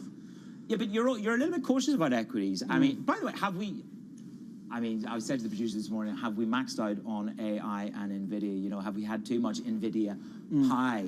Have you had too much NVIDIA pie? Are you bored to the back teeth of NVIDIA on Bloomberg TV? No, it's always interesting hearing about these tech stocks, and I'm jealous of, stocks. I'm just jealous of the people who are long. Yeah, I mean, actually, I have to give kudos to my equity colleagues. They had a bit of exposure to NVIDIA, so they did really well there. But in general, we're underweight equities. We think it's been led more by FOMO, not fundamentals. Everyone's talking about Goldilocks soft landing. We think it's not going to be a fairy tale. Think of the PMIs that we've had this week, Manus. They're all rolling over. They're all sub 50, apart from the US mortgage services. applications the lowest since 1995. PMIs in the bin. I mean, is this the beginning of a long? I mean, I'm the arch grouch. Is this the beginning of a long variable line? Rents will not come down quickly enough for my move to the United States of America. But is this the beginning of a long variable lag, and does that underpin then why you want to be a buyer of 10s, a buyer of 30s, and buyer of duration? Exactly, because people renew mortgages every 5 years. They renew car loans every 5 years or so. So consumers are going to get a nasty shock when they go to renew mortgages and car loans, etc., in the next few months. And I think those sorts of cracks are going to permeate through to the economy. And that's why you don't want to be in risk assets. You want to be in those safe haven securities, i.e. US Treasuries or IG bonds from this part of the world. And your narrative as well, I mean, this is the performance on stocks. We're flat for the week. I mean, understandably nervous going into Jackson Hole. I mean, this time last year, it took a bit of a bath afterwards. But then, do you think, and we're writing a lot about what he will focus on and what the focus will be at this Jackson Hole. Now, I am not even going to try and define worst star. You're supposed to be more intelligent than me. You're a bond person, so you should be able to do this. But the R star has come down even by the Fed's own admission from 3.5%. The neutral rate, in other words, not too hot, not too cold, the Goldilocks zone, 3.5 to 2.5. Do you think there's going to be a lot of verbiage around that? But really, is that a distraction? Yeah, but look, I think it probably is around 2.5%. But it doesn't matter how quickly we get there, by the way, particularly for the bond market. I mean, I think investment grade and high quality double Bs can easily cope with rates being held high for 12 months. I mean, that's why we're so confident on that part of the fixed income market. Do you think the market has just forgotten what normalized rates were? Exactly. I mean, a lot of these bond companies and countries can roll over debt at these levels. It's the single Bs, the triple Cs, the stocks which are going to struggle. I mean, we're just showing some high yield and some investment grade there, and you want to be longer of investment grade. How much talk has there been around your shop this week about China? I am just deeply mentally scarred by a lot of crises in the world after 35 years. Is China a big risk to that kind of compression of yields in IG and high yield? I mean, China, it's such a... I feel like... It's a big term, isn't it? Yeah, no, I mean, every time I've come on your show in the last 12 to 18 months, I feel there's been a policy announcement. I've kind of gone, yeah, I think this is the policy announcement that can turn the market for China. It doesn't happen. So I think, you know, once... creatively calling second-time house buyers first-time house buyers is a robust policy response. Exactly. They've got a new mortgage policy. So if you were a first-time buyer, you can be a first-time buyer again. I don't get that one either. So, I mean, they had that 16-point plan at the back end of last year, remember, this massive plan, and bonds rallied and then they fizzled out. So, look, I mean, we're staying away from China for the time being. Okay, you can live without China. Let's see what we can live with after we speak to Christine Lagarde and Jay Powell. We'll hear from them today. Oliver Kettlewell there, who wants to be long the summer sale in duration, right here on Bloomberg. Executive Director, never under title, Executive Director for Fixed Income over at First Abu Dhabi Bank. Coming up on the show, plenty more from Jackson Hole, including our interview with the Bundesbank President, Joachim Nagel, right here on Bloomberg. A very good morning.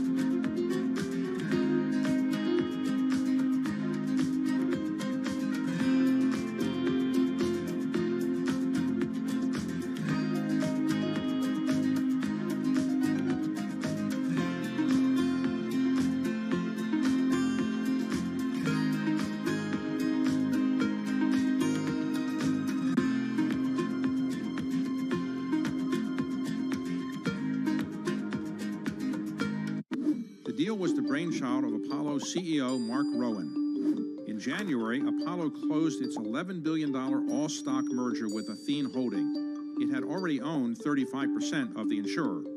Here's what Apollo gets out of the deal. Assets under management. Apollo expects them to double to about $1 trillion by 2026. Much of that projected growth will come from the merger, and those assets are especially attractive to Apollo. Insurance companies typically go after much more modest returns than buyout investors. That will give Apollo more options for investing the cash. Athene is a steady provider of fee income. It has grown into one of the nation's biggest holders of fixed annuities, those retirement savings products favored by risk-averse customers. The merger will also allow Apollo to simplify its governance. It gave up its dual-class share structure and adopted a one-share, one-vote plan. The hope is that will eventually lead to Apollo's inclusion in the S&P 500. The top names in business are on Bloomberg. I think there is a case for 3% inflation going forward, plus or minus, and I think if we got to that point, then the Fed would begin to consider stopping and maybe even lowering rates over the next year or so. Chairman Powell is trying to replicate what Paul Volcker did, to slay the inflation dragon. Nobody covers business like Bloomberg, your global business authority.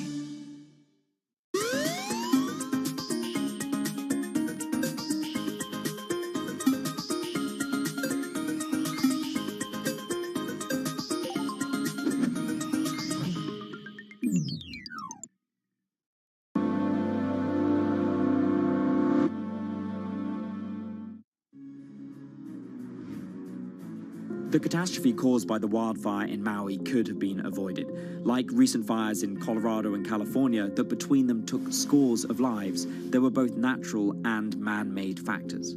They share the same failing: risk blindness. Before we get into risk blindness, we need to get to grips with what we know about the Maui disaster. Back in 2019, Hawaiian Electric said that they were going to start identifying areas that its power infrastructure may be vulnerable to wildfire or starting a wildfire, and that included flying drones over its power lines. By 2022, it had submitted a spending plan to address the risks it had identified. By the time the fire struck, that spending had yet to be approved. The official cause of the fire is still undetermined, as Hawaiian Electric has pointed out. The utility says it is working with officials on the investigation. But preparation for wildfires by both the community and utility was incomplete, even as similar disasters elsewhere in the US heightened concerns. Running through all of this is what in the business world has become known as risk blindness. Risk blindness is when people underestimate risk, and that can be because they're looking at the past to try and better understand what's going to happen in the future, or because they're overestimating their ability to respond to a risk. Maui is a reminder that risk is growing and that we need to be aware of what our risk is today. Alex Berg from Bloomberg. Quick take there with the report. You've had the numbers from the IFO index. Business confidence there takes another hit as we see it below expectations. We'll talk to Klaus Wohlrab next.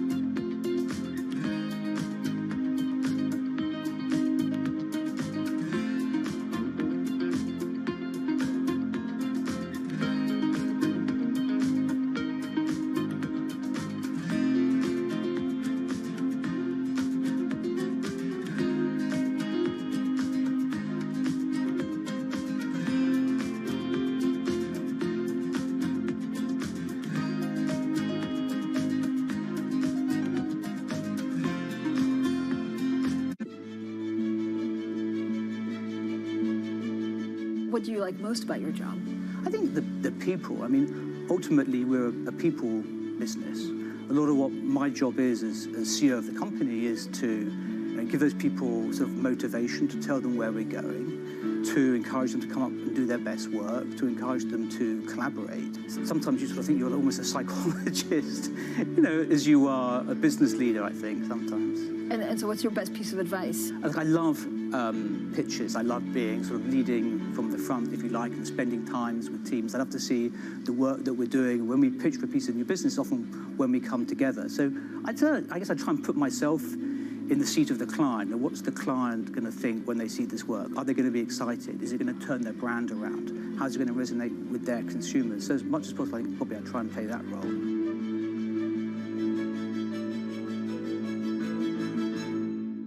The top names in business are on Bloomberg. We're seeing a resilient consumer out there. We're also seeing consumers premiumize, and what we mean by that is consumer habits are changing. People want to drink better. not more, but higher quality spirits. And so, look, it's been a bit of a balance this year, battling inflation. At the end of the day, we see volumes growing back over time. Nobody covers business like Bloomberg, your global business authority. From New York City, from London, in Sydney, from Washington, in Tokyo, 9 a.m. in Beijing and Shanghai. Good morning, everyone. Have a great evening. Here's what I'm watching. You do not want to miss this Is story. there the kind of upside? Why do the biggest names in business choose Bloomberg? That is a great question. It's a great question. Great question. Great question. Best question I get all night. Bloomberg, top experts, great questions.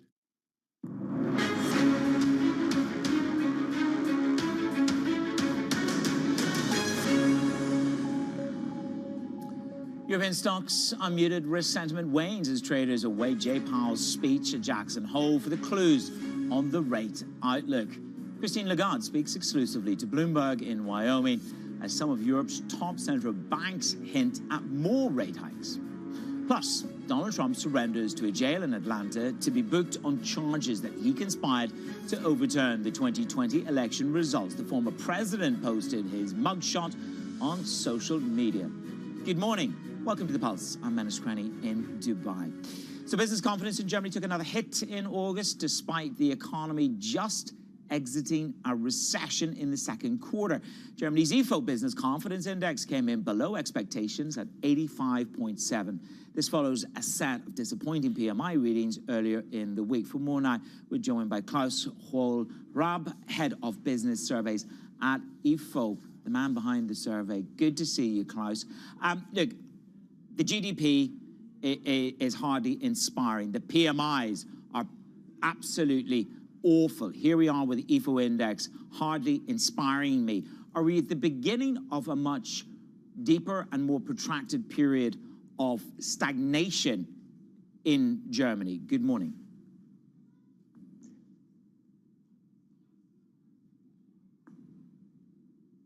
Good morning.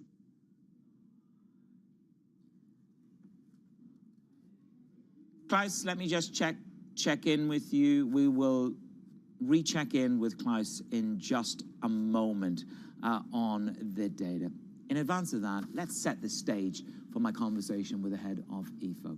The ECB Governing Council member Joachim Nagel said he's not convinced that inflation is under control, certainly not under control enough to halt an interest rate hike.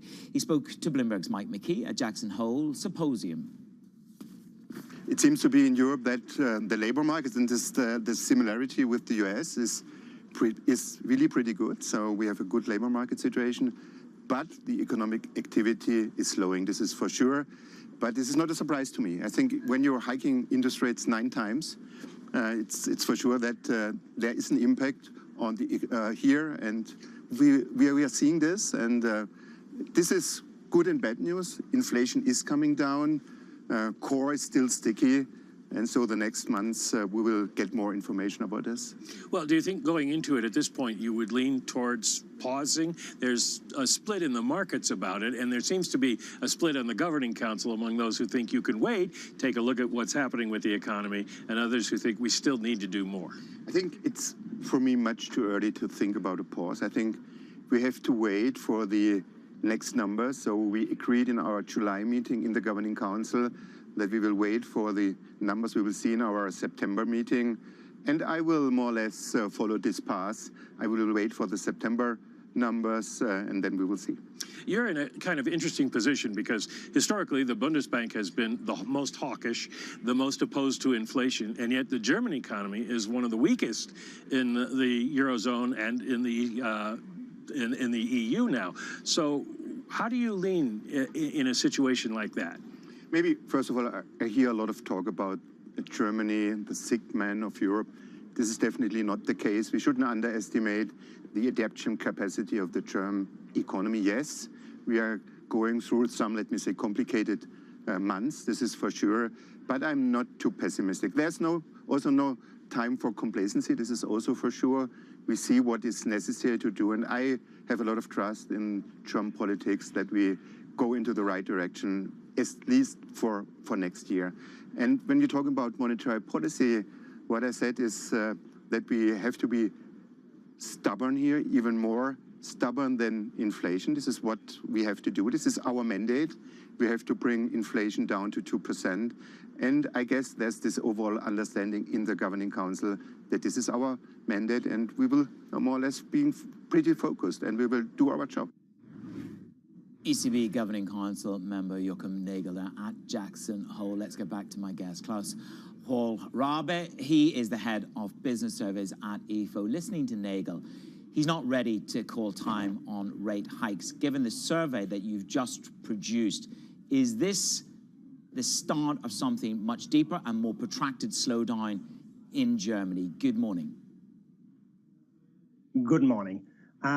We expect that the German economy will roam alongside the zero growth line. So the current numbers also from our surveys point to the fact that there might be a slight negative growth in the third and also the fourth quarter. But it's not as a deep, we do not expect a deep recession as many are forecasting or talking about. So there's a weak development of German economy, but not as bad as propagated recently often. I mean, when you look at the survey data, you know, you've got Nagel saying he's not prepared to call time on rate hikes at the moment. Do you think more rate hikes would have an onerous impact in Germany and on business sentiment? Yeah, especially for the construction sector. We also see a slight impact also for manufacturing and the service sector. So more and more firms are complaining about weak demand. So there are less and less incoming new orders. We also see a lot of cancellation of orders, especially in the construction sector. So a further increase in interest rate might put a little more pressure on the development of the German economy, yes. When I was with one of your colleagues, I think it was last month or the month before, I said, is Germany the sick man of Europe? And there was a very strong pushback from that title. But it does appear that Germany is unwell and potentially turning into the sick man of Europe. The IMF say it will be the only G7 country this year to contract by 0.3%. Is the patient ill? Yeah, a little bit. So I would not call it a sick man of Europe. And as the economists put a question mark behind the statement. So what we see is that the more structural problems of the German economy, as the transformation, decarbonization, or the lack of skilled labor, they become more and more apparent. So with respect to the upcoming years, so the German economy is not at the forefront of in the economy of in Europe. That's right. But currently still, although we are in the last place, so to say, with the economic outlook, but there's still a lot of room of improvement for the next year. Well, China, I mean, oftentimes when we talk about the industrial strength of Europe, led by Germany, symbiotically matched with China. China is definitely unwell. China's throwing everything but the kitchen sink at trying to get their economy stabilized. To what extent is the slowdown and lack of assurance about China impacting confidence and orders in Germany? Yeah, we see a little impact of these China slowdown in our survey. So if you take a look at the export expectation in manufacturing, they deteriorate a little bit. So they are not as pessimistic as we have seen sometime in the past. So, but we see a slowly increasing impact of the slowdown of the Chinese economy. So it might be that the impact of the slowdown might be higher in the upcoming months. And when we look at the influence of industry, I'm just trying to get a sense from you. We've got this whole onshoring, friendshoring narrative globally. To what extent can that be a floor creation for Germany? How does Germany benefit, if at all, from that global narrative? Yeah, what we see also in the aftermath of the supply bottleneck crisis that we had in the past 2 years, we see some slow structural change or an adjustment to be more independent of the world economy. So we still have to rely on strong exports. So this is our business model, so to say, in Germany. But the last 3 years have learned us the lesson, or the German economy a lesson, that we should adapt and also be more diversify our economy, our supplies. So And this will have to be strengthened or have to go on further in the upcoming years. Yeah, you're right in this case.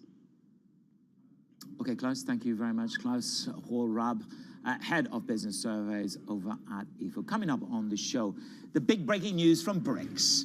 They're getting bigger. And we look at the expansion story and the global influence the new members like Saudi Arabia will add to the group, right here on Bloomberg.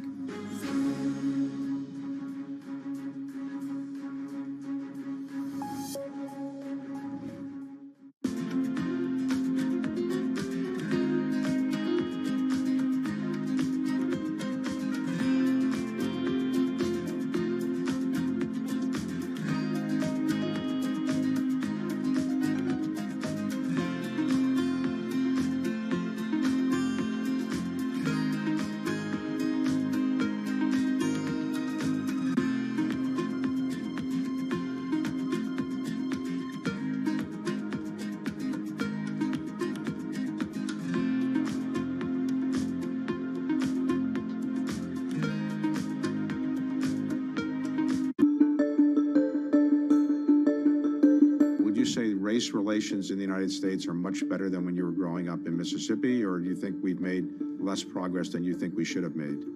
Both. I think that much better than when I was growing up. There's so many people who occupy areas and I never thought I would see them in. But I would have hoped it would be better.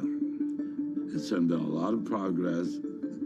And somehow we're in an era now where, in spite of the progress, race relations in certain areas has become very scary. You know, some of the things that one reads about now remind me of growing up in Mississippi.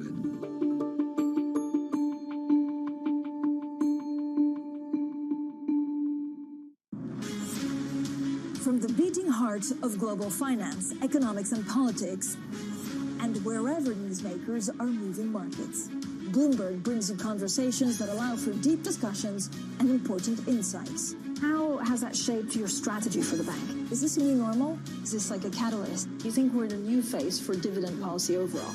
That's a great question. I'm Francine Lacroix, and this is The Pulse, every weekday at 9 a.m. only on Bloomberg. Today, Bloomberg is live from the annual Jackson Hole Economic Symposium. Our expert team speaks with Fed presidents and other economic leaders as they deliberate the shifting global economy. What is the response mechanism? It's not how fast we do it, it's where we go. Tune in for continuing coverage with a special edition of Bloomberg Surveillance live from Jackson Hole starting at 8 a.m. Eastern. Bloomberg, your global business authority.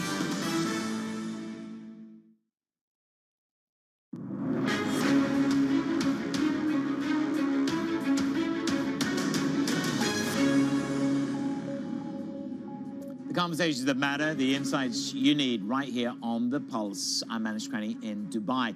The BRICS bloc of emerging economies is expanding for the first time since South Africa joined in 2010. Saudi Arabia, UAE, Iran, Egypt and Argentina and Ethiopia have been invited to join the group in a push to expand its global influence. Bloomberg's Jen Zabazaja has been tracking the story all week from Johannesburg, where the summit has been happening. Jen, what has been the reaction to the selected list of potential new members? We've had a tweet from the UAE leadership, but nothing so far from the Saudis, unless I've missed something. Good morning.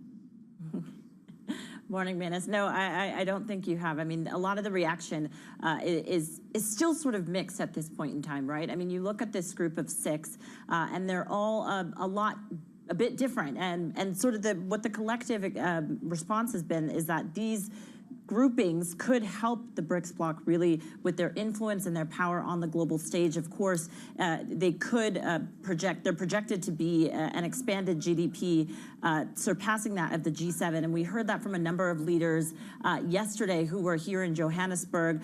President Xi Jinping saying that the expansion is a new starting point for cooperation. Narendra Modi saying that it gives the shared efforts new impetus. But as a lot of people have talked about that, they're also talking about a lot of the skepticism that is now arising from this grouping. The original BRICS bloc already had some divisions and some tensions within them, right? So China and India had their own divisions, and they had a standoff over the border. Now you take a look at the countries that are being added. We have Egypt and Ethiopia that have been sort of in dispute over a dam. Until more recently, Iran and Saudi Arabia had considerable tensions. And Argentina, although we did hear, welcome from the country's leader at this point in time, they have an election later this year, and there's concern that potentially there could be a new administration that is not necessarily so pro-BRICS. And so, there's still a lot of questions about what this grouping of countries is actually going to be able to do, and also what they could potentially do to the energy supply chain in the world, right? As you mentioned, this is bringing in some of the biggest energy producers in the world with some of the biggest consumers in the world. So what could that mean for the dollar? We've heard leaders talking all week about wanting to trade more with local currencies. So do we eventually see that happening?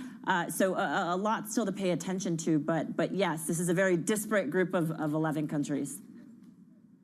But then you think about some of the biggest products that go from Saudi Arabia and the UAE into China. It is oil, it's in dollars, and we've had all the speculation, of course, between the UAE and India. Would they dare to price the oil exports to India in rupee?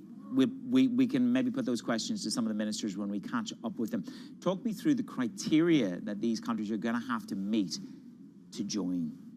Yes. Yeah, and Manas, I'm glad you said that, because these countries, now that they've officially been invited, but they still need to review the terms of the declaration that the original 5 BRICS countries made, and then be officially sworn in, accepted into this BRICS bloc. And so some of the criteria that we heard from the experts on the ground was that they needed to be from the global south, they needed to be in good standing, and also we spoke to the foreign minister of Brazil. Take a listen to what he said he and his colleagues came up with.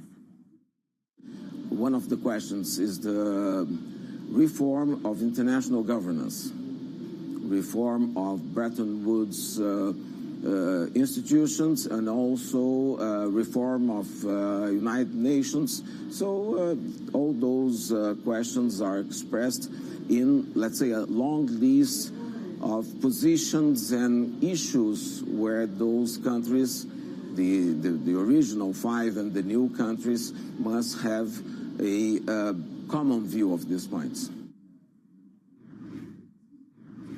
And in addition to that, Manas, we also heard them talking about how these new countries will need to reject unilateral sanctions, which is something we've heard these countries talk about. And the door is still open for other countries to be added down the road. But the idea is that they are all in unison with these specific points that the foreign minister was making there, and what we'll hear probably down the road. Okay. Jen, thank you very much. Jen Zabazadeh tracking the BRICS summit throughout the week. You can have a rest now, glass of wine, put your feet up. You've done the hard work. News this morning is that China has unveiled yet another for easing in its mortgage policies to halt the slump in its residential property market and revive the growth in the world's second largest economy. Let's get to our senior reporter for China, James Mega, in Beijing. James, what exactly is the new policy, and will it give the kicker that they hope for?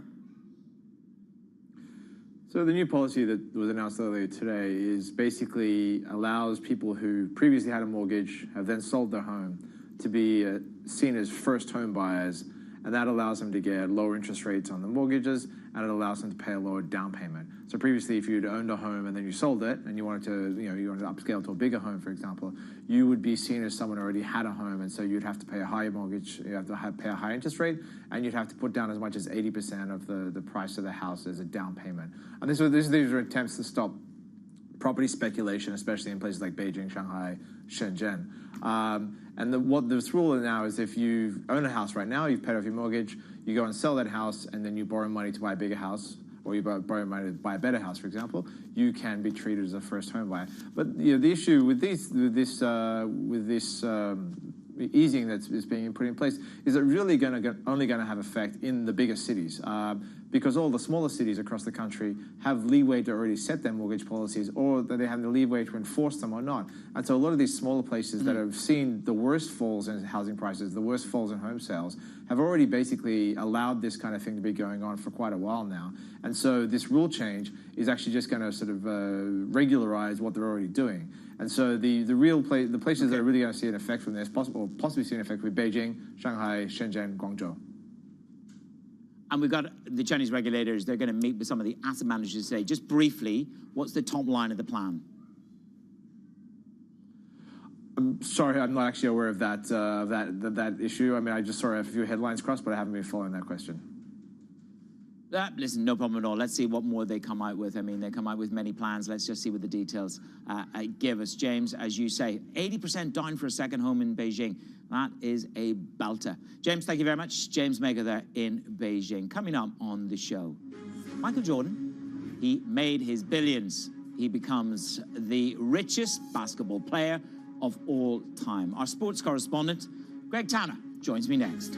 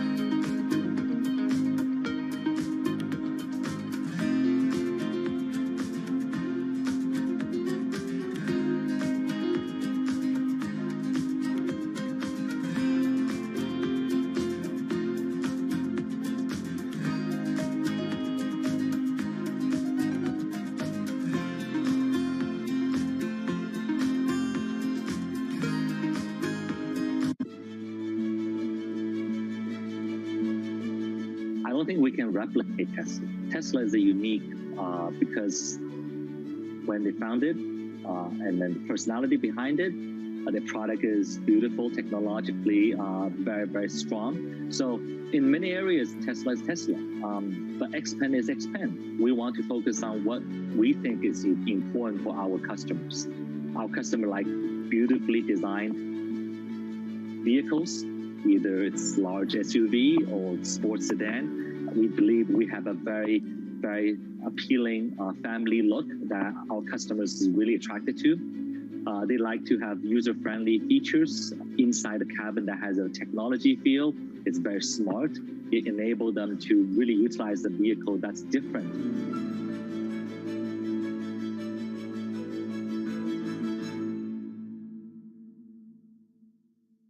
Studios in New York and San Francisco. Our expert hosts have the data and analysis about the companies you know and the startups to watch, plus the interviews you don't want to miss. Watch Caroline Hyde and Ed Ludlow on Bloomberg Technology, the only daily business show dedicated to tech, right in the middle of the trading action. 12 p.m. on the East Coast, 9 a.m. in the West. Only on Bloomberg Television, your global business authority.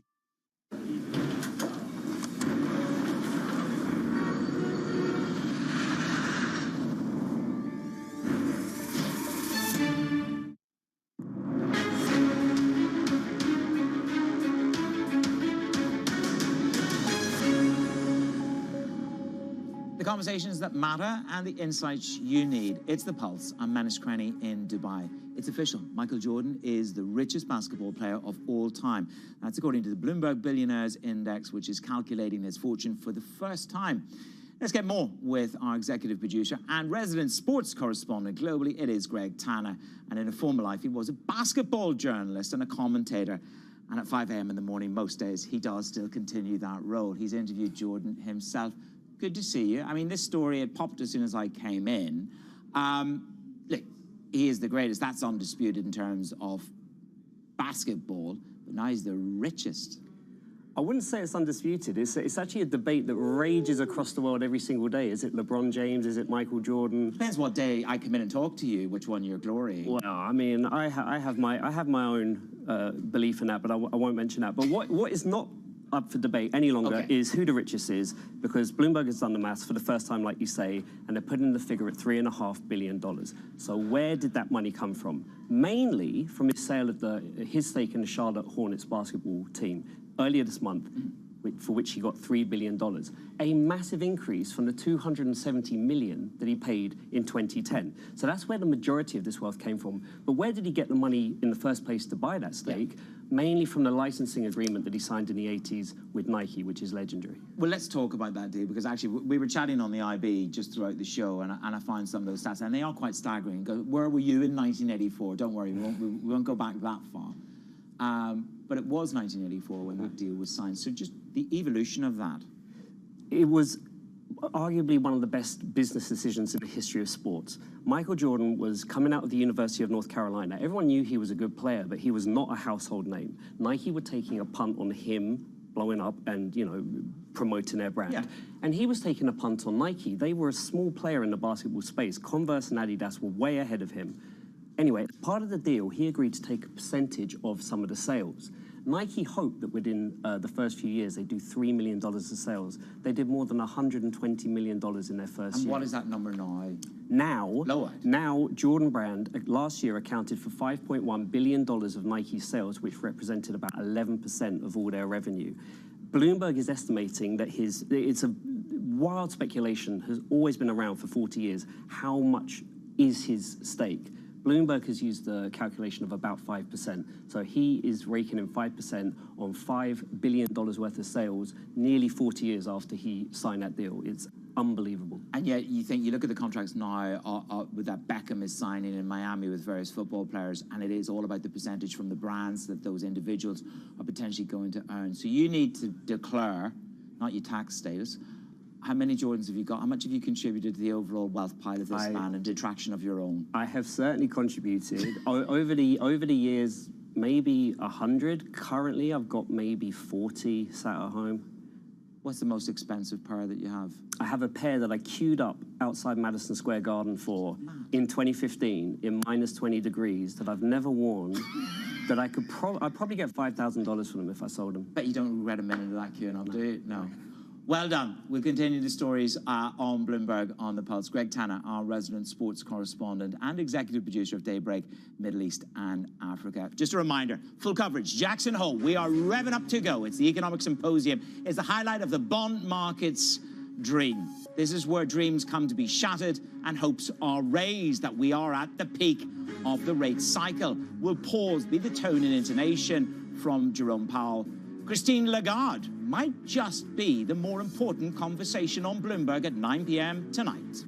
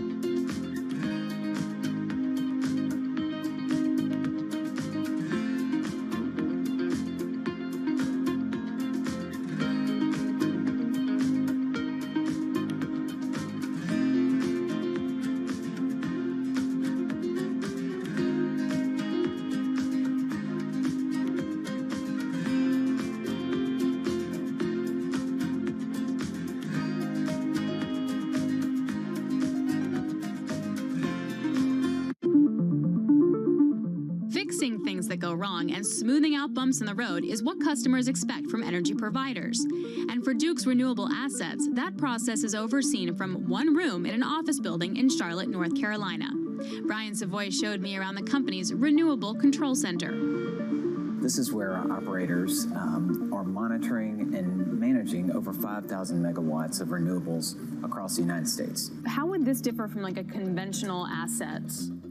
monitoring center? Yeah, so assets, historically, they would have the monitoring center on site. So you might have an operator with screens, but at the site. Whereas this, we could do 90 sites. There's offshore wind, onshore wind, solar, and they're looking for the smallest change in output because every megawatt hour is money. When one of these assets isn't producing full capacity, we're putting another resource on, and we're having to toggle this on a consistent basis. And this, as clouds come, this is by the minute. This is not, or the hour it's off. No, it's by the minute, and then it'll fall, come back, and we have assets that follow this digitally as well, so that we can keep a consistent flow of electrons on the grid.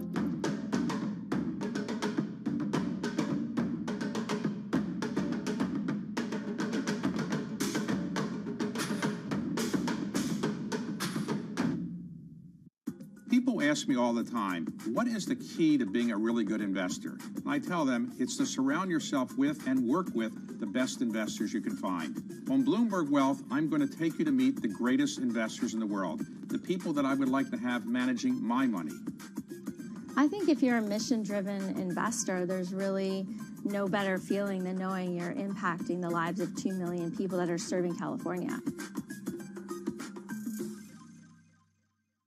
Markets count down in Europe from the financial centers of the world. Bloomberg Markets European Close with Guy Johnson in London and Alex Steele in New York. Real-time numbers, real-time analysis. Weekdays.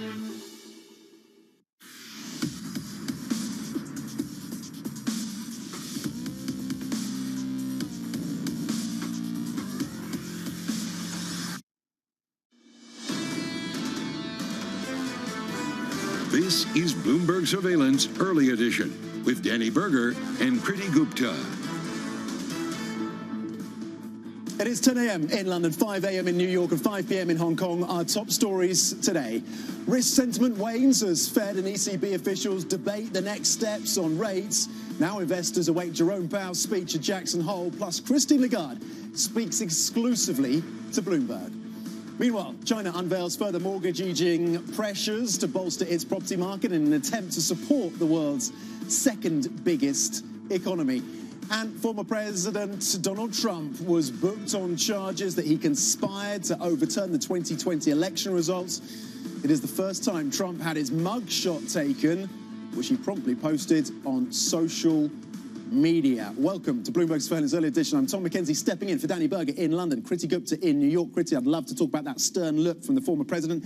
I'd love to talk about the flurry of measures from China. I'd love to talk about luxury watches, and we will do all of that. But the gravitational pull of Jay Powell is undeniable. Yeah, the rally that we saw, I want to say, in the last 48 hours and then kind of unsaw could all be at risk as we hear from Jackson Hole today. What's important to keep in mind is the green on the screen that we saw, again, yesterday, driven by the NVIDIA rally, completely pared back, Tom. I mean, we were talking about this earlier in the week. Do we start to see these earnings become kind of some sort of hurdle to a bigger leg in the S&P 500? Is this a moment where you buy the rumor, sell the news? And it kind of feels like that is how it panned out on a longer-term time frame.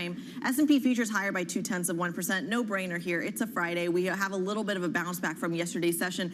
But here's what's crucial. The underperformer is the tech index. And here's where the NVIDIA story really comes in. The idea that it had such a big rally, it's only natural, just kick the technicals into play, to pull back a little bit. And that underperformance really is driving, again, the lack of enthusiasm for tech indices, not just here, but around the world. And that is going to be crucial. Pair that with the China story, and you aren't seeing sentiment with as much conviction, as much momentum as usual. The two-year yield gets interesting. We are flat on the day at the moment, but 5.03 on that two-year yield. Can it stay above 5%? What does Jay Powell say about whether 5% is the new norm? Remember, the theme of the Jackson Hole kind of academic symposium there is changes in the structural economy, and that really means, are we coming back to a 5% world? That was the read from Bank of America last week. And of course, let's go a quick check on the dollar against the euro. Euro dollar at 107. We'll call it 108 if you want.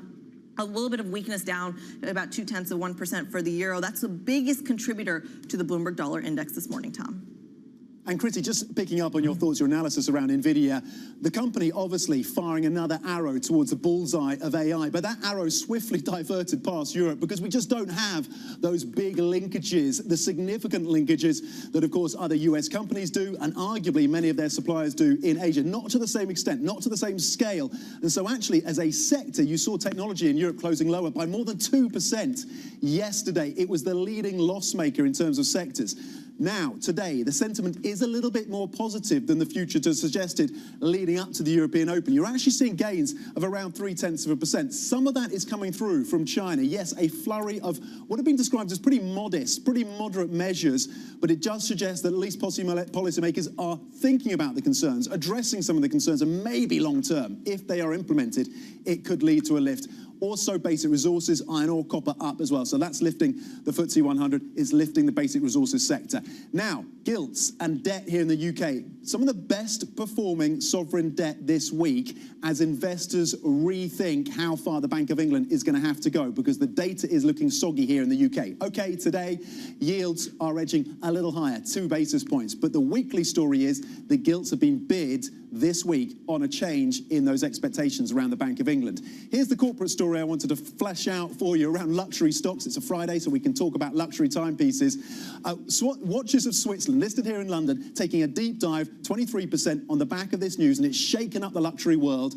That Rolex is actually buying a major retailer, Bucherer, in Switzerland. They have about 100 stores around the world. Rolex has always said, we're not getting involved in retail. Now it seems they are. And Watches of Switzerland, one of the competitors of Bucherer, falling heavily on the back of concerns as to whether or not they'll get that supply of Rolexes going forward. The watch industry is so interesting from a macro perspective as well, just given that you can talk about kind of whether there's that consumer disposable income. I think there's so many celebrities who are now actively investing in kind of the second-tier watch market that, who knows, could be some sort of beacon of inflation at some point. We know that's certainly the theme around the world, especially at Jackson Hole, as central bankers are gathering. Of course, investors at the same time waiting for more clues on the outlook for those interest rates. Former St. Louis Fed President James Bullard spoke on Bloomberg about the impact of the strong economic data. Reacceleration could put upward pressure on inflation, stem the disinflation that we're seeing, and instead delay plans for the Fed to change policy. Joining us now, Bloomberg's Eddie Vanderwall, the deputy managing editor over at our Markets Live blog. Eddie, Jay Powell, not unlike yourself, is kind of a reserved guy. He picks his words very, very carefully. How much of what he says is actually going to move the markets? What could he possibly say that's going to change the narrative? All I can say is thank goodness that my words don't have the same effect on markets. Look, I think Powell, at the moment, he won't want to come out and say, hey, job done against inflation. But I do think that he will want to subtly shift the tone a little bit more dovish because inflation has been coming down. Now, of course, we had that one uptick in the most recent reading, but we're seeing the core numbers starting to come down. And I think they want to account for the lag effects. And we've already seen that in that they are talking more about data dependency, less about forward guidance, which of course means more volatility in markets, because if you're not going to tell markets what you're going to do, then every data point shifts the narrative. But I think at this particular juncture, Powell will want to set the tone for what they do going forward. And I think he knows that they are shifting to a slightly more dovish stance, more focusing on that support for the jobs market than they are, really taking the fight to inflation. And of course, that will feed through into tech stocks again. Eddie, do you think there's going to be a pushback? You've outlined there what you think we're going to hear from Jay Powell, but a pushback maybe on the market pricing around 100 basis points of cuts for 2024. Does that seem overly aggressive? Are they underpricing? How much is going to come through in terms of cuts in the face of maybe a US recession? How are you thinking about the market pricing into 2024? Yeah, there's still a really interesting split, right? Because I think if you ask Powell, if Powell, if you were to ask him privately, I don't think he would say anything like that is likely, because I think the market at the moment is pricing for a hard landing and therefore the Fed being forced into cuts. I think Powell shifts slightly more dovish, but the market shifts slightly more hawkish, if that makes sense, because I think Powell will want to say, look, we are closer to that path for a soft landing. We won't have to hike as aggressively as we have in the past, and that therefore we're going to see rates probably staying at this higher for longer rate. But therefore the market has to shift slightly up in its expectation for rates next year. Still, I think the read-through to equities would be slightly more bullish than it is for the bond market. Okay, Eddie van der Welt from our MLive team, thank you very much indeed, with the preview there of Jay Powell's all-important speech later today. Meanwhile, ECB President Christine Lagarde will also be speaking at Jackson Hole today, and Governing Council member Joachim Nagel says he is not convinced inflation is under control, not enough at least for a halt in interest rate hikes. When you're talking about monetary policy, what I said is that we have to be stubborn here, even more stubborn than inflation. This is what we have to do. This is our mandate. We have to bring inflation down to 2%. Okay, joining us now is Maria Tadeo. Maria, the Bundesbank president is hawkish. Shock horror. Is it too late to talk about a pause? Look, when you listen to that interview, I don't think he gives any leeway to suggest that at this point today, the day that we speak, he would be inclined for a pause. I think he says this also very openly. When you see inflation, which is still above target, and he believes is still stubbornly high, the central bank has a responsibility to remain stubborn too on bringing down that inflation. He did say, maybe to add some nuance here, that of course any future decisions from the European Central Bank will hinge on the data, which of course reflects the line that Christine Lagarde introduced in July when she said there could be a hike or maybe a hold, but all of this will be determined by the data. The paradox for the German economy is that on the one hand is one of those countries that is still seeing inflation remains a problem, but it's also one of the countries on the receiving end on the economic downturn. When you look at the indicators that we got this week, be it the PMIs or the surveys that we got today, it does show that this is an economy that is still hurting. To me, it was interesting in that interview how Mr. Nagel, as the head of the German Central Bank, kind of pushed back on this idea that Germany has somewhat become the sick man of Europe. This has, well, infuriated some members of the German government. But to me, I was also struck by the head of the central bank coming out and feeling like he had to publicly defend his country, saying, do not underestimate the capabilities of the German economy. The problem, as I say, is that when you look at the numbers, they do not paint a positive picture for the biggest economy in the euro area. Where does President Lagarde stand in all of this, Maria? Of course, we do have an interview with her due from Jackson Hole on Bloomberg Television later in programming, but what could she possibly say to perhaps change that narrative? Look, we have a keynote speech, and we have an interview, of course, with Tom Keene that is coming up today. And it's also an interesting timing because this is the first time we hear really from the head of the European Central Bank ever since that July meeting and that introduction of potentially a pause in September, always looking at the data. Remember, she said it would not be up to me. It will really hinge on the data. Are we going to get an inclination of what that decision looks like? I really doubt it, especially because, look, she's not going to move until the forecasts come out, and that will be in September, but the tone will be key. What is interesting to me, too, is that, again, you highlight the difficulty of this job. You see the German Central Bank saying, I don't see a reason to pause. You speak to the Portuguese, they say we need to factor the downturn in the economy. She has to bring them all together and come up with a consensus decision.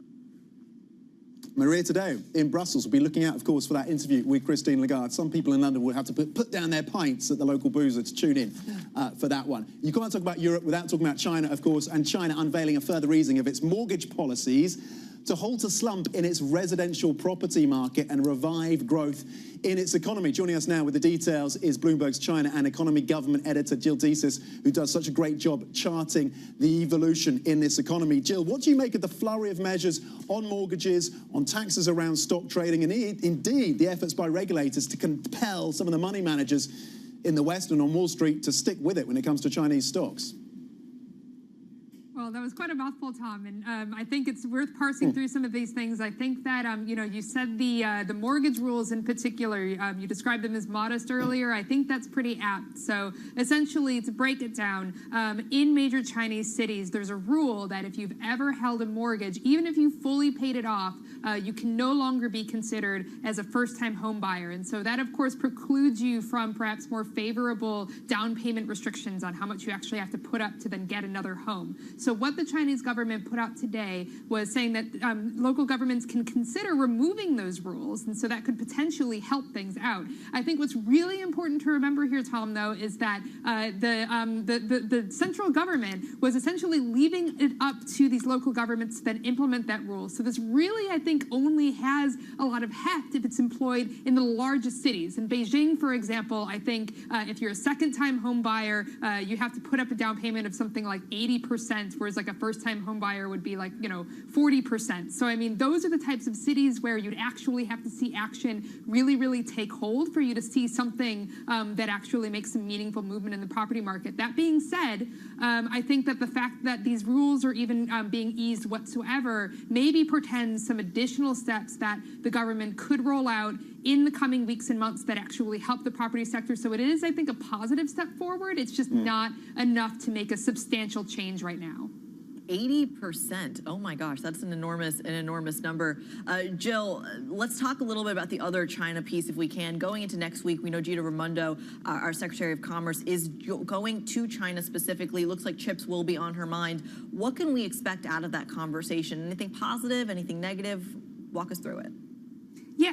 I think that ultimately, Kriti, the Commerce Secretary visiting Beijing is, I think, one of the most positive step forwards that you can really kind of, engineer for the U.S.-China relationship at this point. Now, look, we've had several high-profile visits to Beijing by prominent U.S. officials. You've had Antony Blinken, Secretary of State, Janet Yellen just visited. We haven't really seen a whole lot of fruitful measures take place within a lot of those meetings. But I think that the thing with Raimondo is that, the U.S.-China trade relationship is obviously incredibly critical. She's visiting China at a time when we've seen, some heightened investment restrictions on, American investments in AI and quantum computing as it relates to China. We've seen, some other restrictions. But what Raimondo has the opportunity to do is sort of smooth out, to the extent that it makes sense, the U.S.-China relationship. Maybe it involves removing curbs in other ways. I mean, we just saw earlier this week what I described as a bit of an olive branch, the U.S. Removing some restrictions or, taking some Chinese companies off of a list that precludes them from, working with some, American companies. So there is opportunity for her to work within that sphere to try to figure out ways in which the U.S. and the Chinese economies can continue to cooperate, even if the U.S. wants to protect, some sectors on national security grounds or what have you. Okay, Jill Deeses, thank you very much indeed, laying out the implications of those mortgage changes and previewing Gina Raimondo's important visit, of course, to Beijing in the next few days. Thank you. Coming up later this hour, we're going to catch up with Sarah Hewen, Head of Europe and America's Research at Standard Chartered, her views on where central banks go from here. And of course, our coverage of Jackson Hole continues throughout the day. Catch a special edition of Bloomberg Surveillance. That starts 8 a.m. Eastern Time. We're going to hear from an all-star lineup, including Philadelphia Fed President Patrick Harker. And we're going to bring you, of course, Jerome Powell's speech live, 10 a.m. Eastern. Plus, don't miss that exclusive interview with ECB President Christine Lagarde. She's going to speak to Tom Keene at 4 p.m. Eastern Time. So much on the docket to stay tuned for. Stay with us. This is Bloomberg.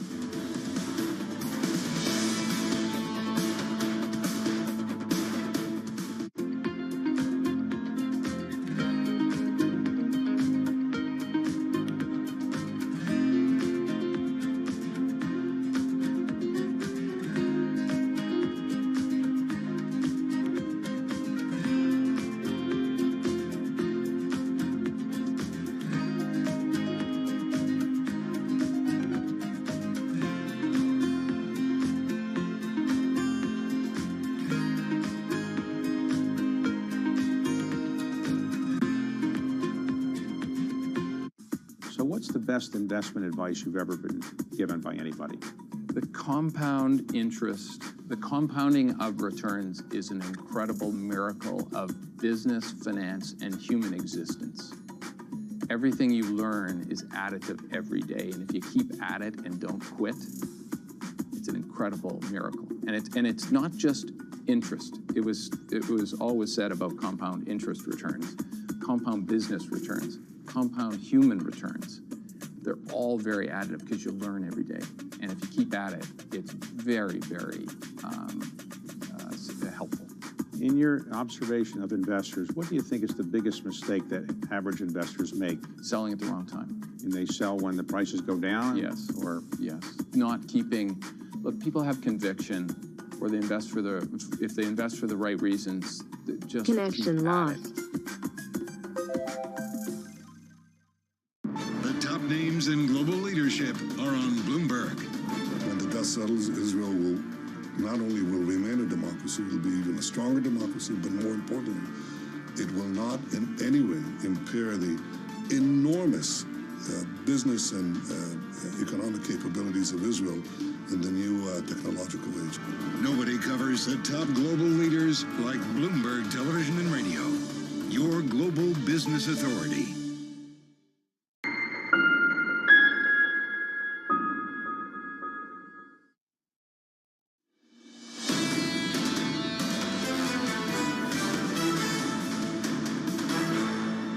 What has taken place here is a travesty of justice. We did nothing wrong. I did nothing wrong.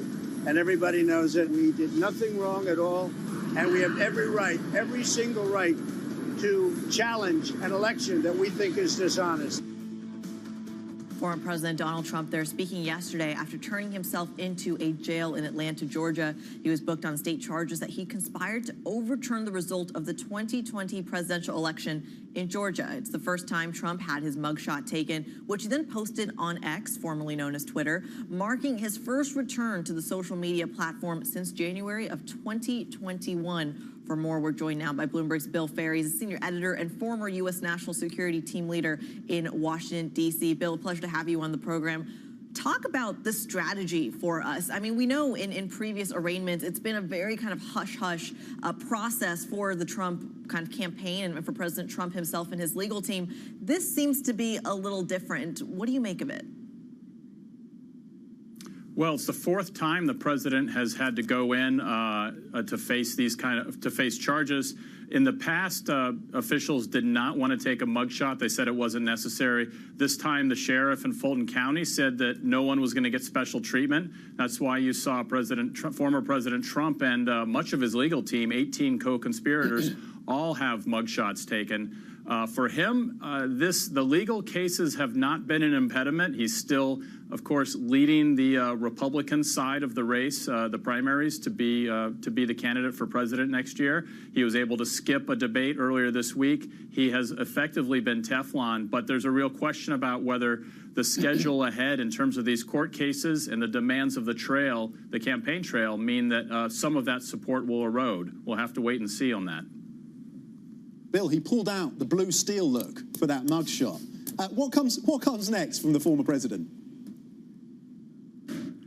Well, the prosecutor in this case is hoping to have this case really get expedited. She wants an arraignment next month and the trial to get underway.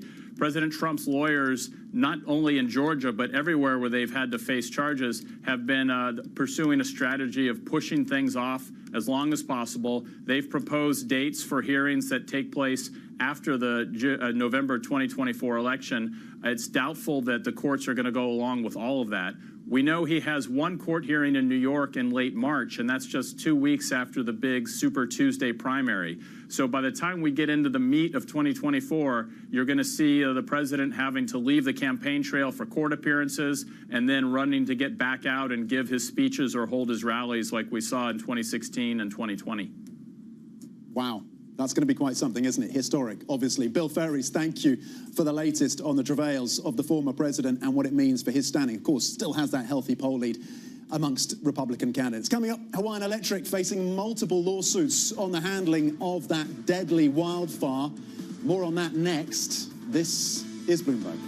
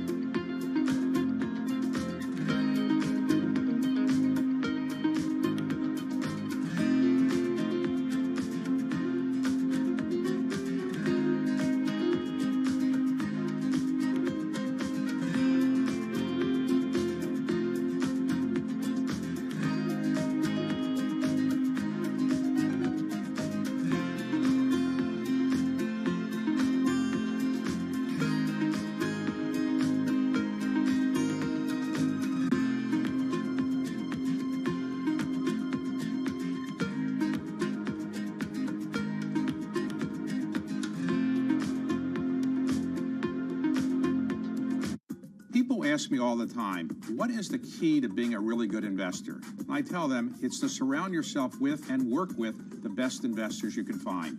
On Bloomberg Wealth, I'm going to take you to meet the greatest investors in the world, the people that I would like to have managing my money.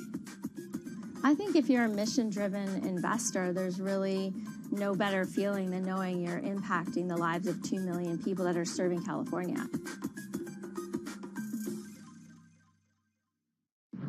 For the first, call it 18 years at Chipotle, this was you come into Chipotle along the line, you interact with the crew, and you customize your meal.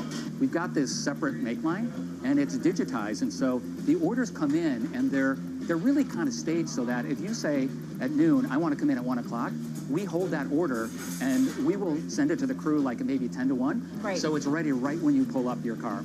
How do you manage these kind of two different staffing needs, right? Yes. And making sure you have the right amount of people Yes. at the right time. We spend a lot of time projecting sales. A lot of it is, it's part art, part science. We're trying to bring more science and more AI into it.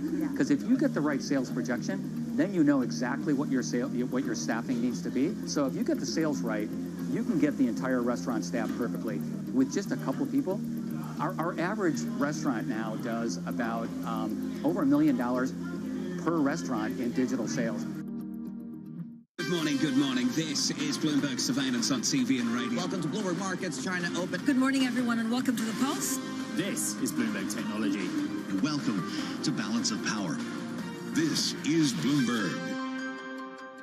The top names in business are on Bloomberg. We're seeing a resilient consumer out there. We're also seeing consumers premiumize, and what we mean by that is consumer habits are changing. People want to drink better, not more, but higher quality spirits. And so, look, it's been a bit of a balance this year, battling inflation. At the end of the day, we see volumes growing back over time. Nobody covers business like Bloomberg, your global business authority.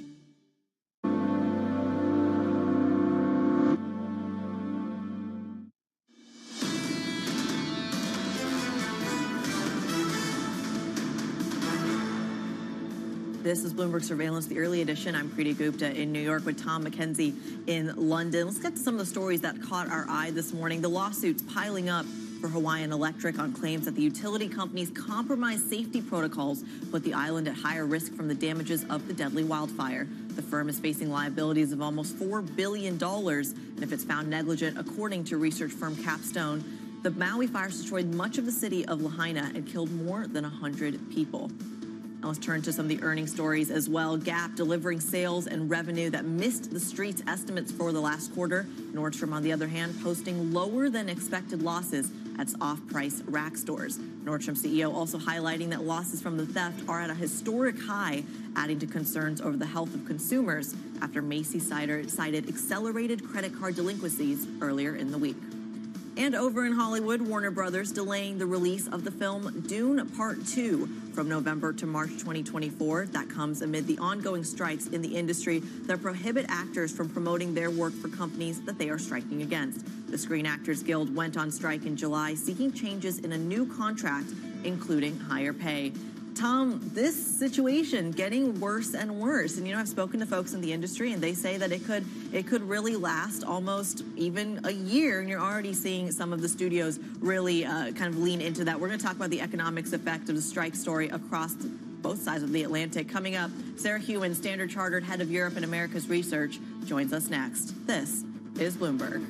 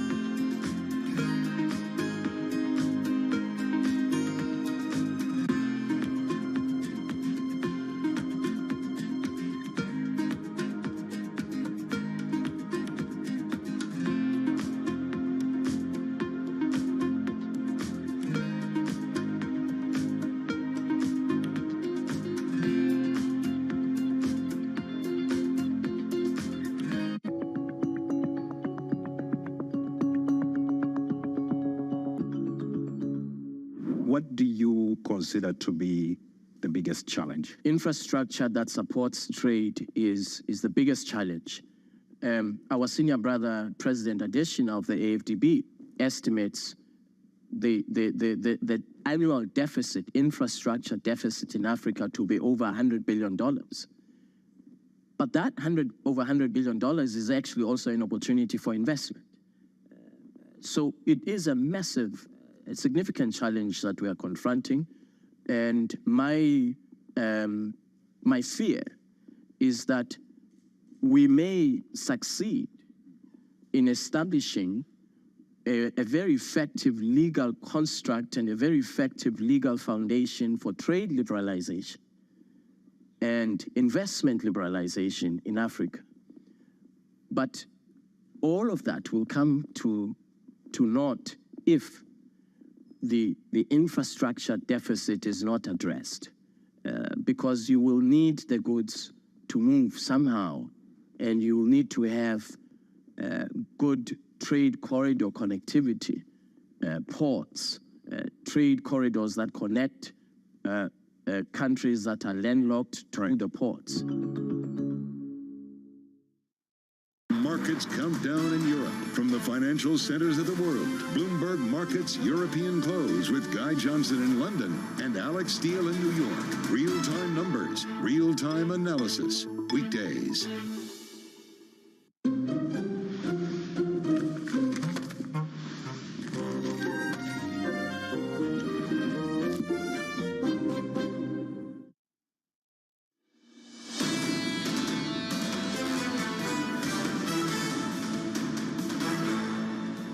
This is Bloomberg Surveillance, the early edition. Here's what you need to know. Risk sentiment waning as Fed and ECB officials debate the next steps on tackling those interest rates. Now, investors awaiting Jerome Powell's speech at Jackson Hole in Wyoming, plus Christine Lagarde speaking exclusively to Bloomberg TV. Meanwhile, China unveils further mortgage easing policies to bolster its property market in an attempt to support the world's second biggest economy. And former President Donald Trump booked on charges that he conspired to overturn the 2020 election results. It's the first time Trump had his mugshot taken, which was then posted on social media. I'm Kriti Gupta in New York with Tom McKenzie stepping in for Danny Berger in London. Tom, there's a lot of news from around the world, from China to D.C., but when it comes to the market trade, all eyes on Wyoming. Absolutely. Even here in Europe, of course, that is where the focus is. Will we get some kind of clarity from the Fed Chair, Jay Powell, in terms of the next steps from that central bank? A reiteration of the need to be data dependent. We also heard that from European central bank officials as well. Nagel over at the Bundesbank of Germany saying that he does not see the case yet to close the book on further interest rates.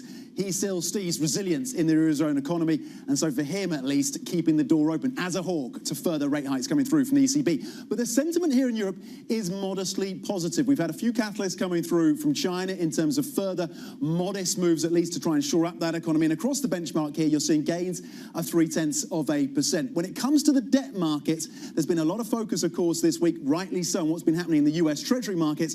But actually, the best performer in terms of sovereign debt has been UK gilts, as we reassess and readjust to the ability for the BOE to go higher with rates, maybe pairing some of those bets, the markets, and that is leading to money moving in this week. If today is a bit of an outlier by 2 basis points, a little bit of sell-off, but the weekly story is gilts have been bid. One of the corporate stories to bring to your attention, we touched on this earlier, luxury watches.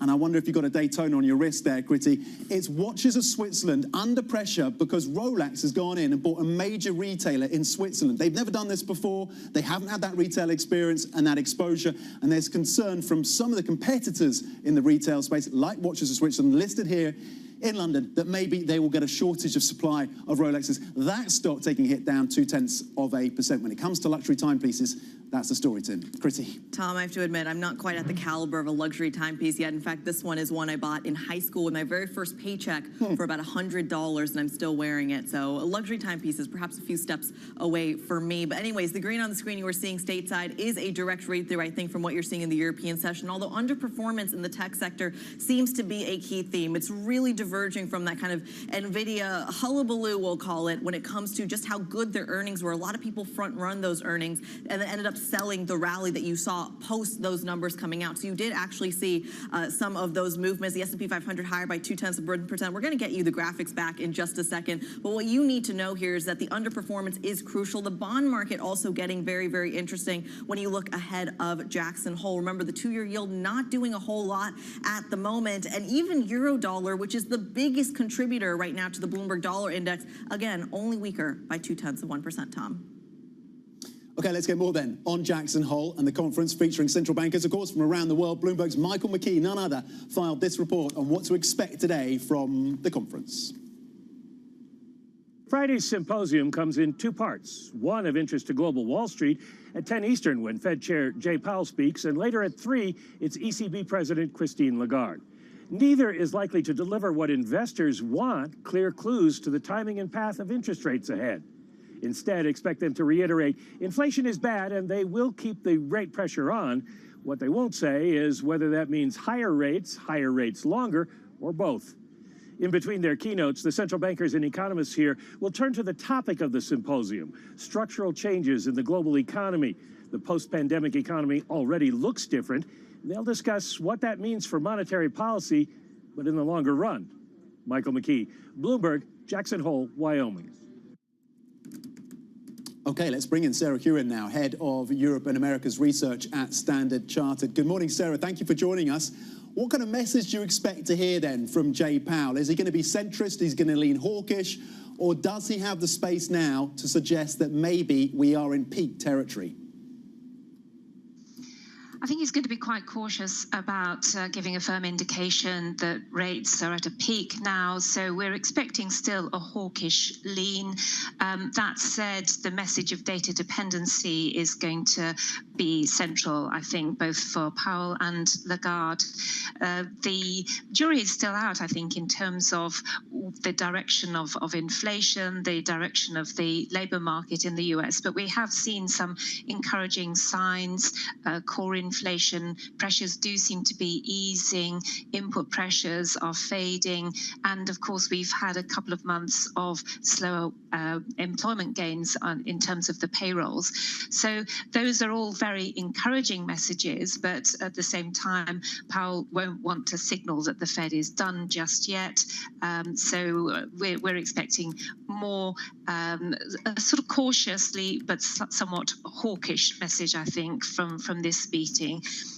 That said, they don't want to be too hawkish. There are some concerns about over-tightening, that policy goes too far and really brings the economy down further than it needs to. It is, of course, a very fine balance, as you kind of outlined there for us, for Jay Powell. How difficult does that make it, Sarah, for you and the team at Standard Chartered to project into 2024? The market's pricing in, at this point at least, 100 basis points of cuts from the Fed by the end of next year.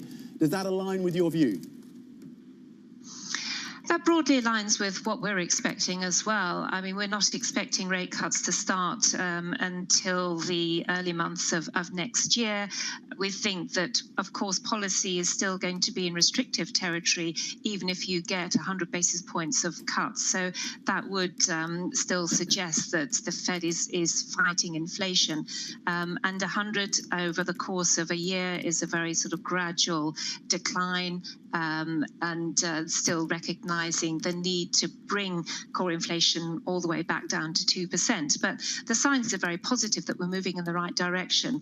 Of course, today it's highly unlikely that we get any signal from Powell that there are any rate cuts on the horizon. That's the last thing that policymakers from the Fed, or indeed from any of the central banks, the Bank of England, the ECB, that's the last message that any will want to deliver at this moment.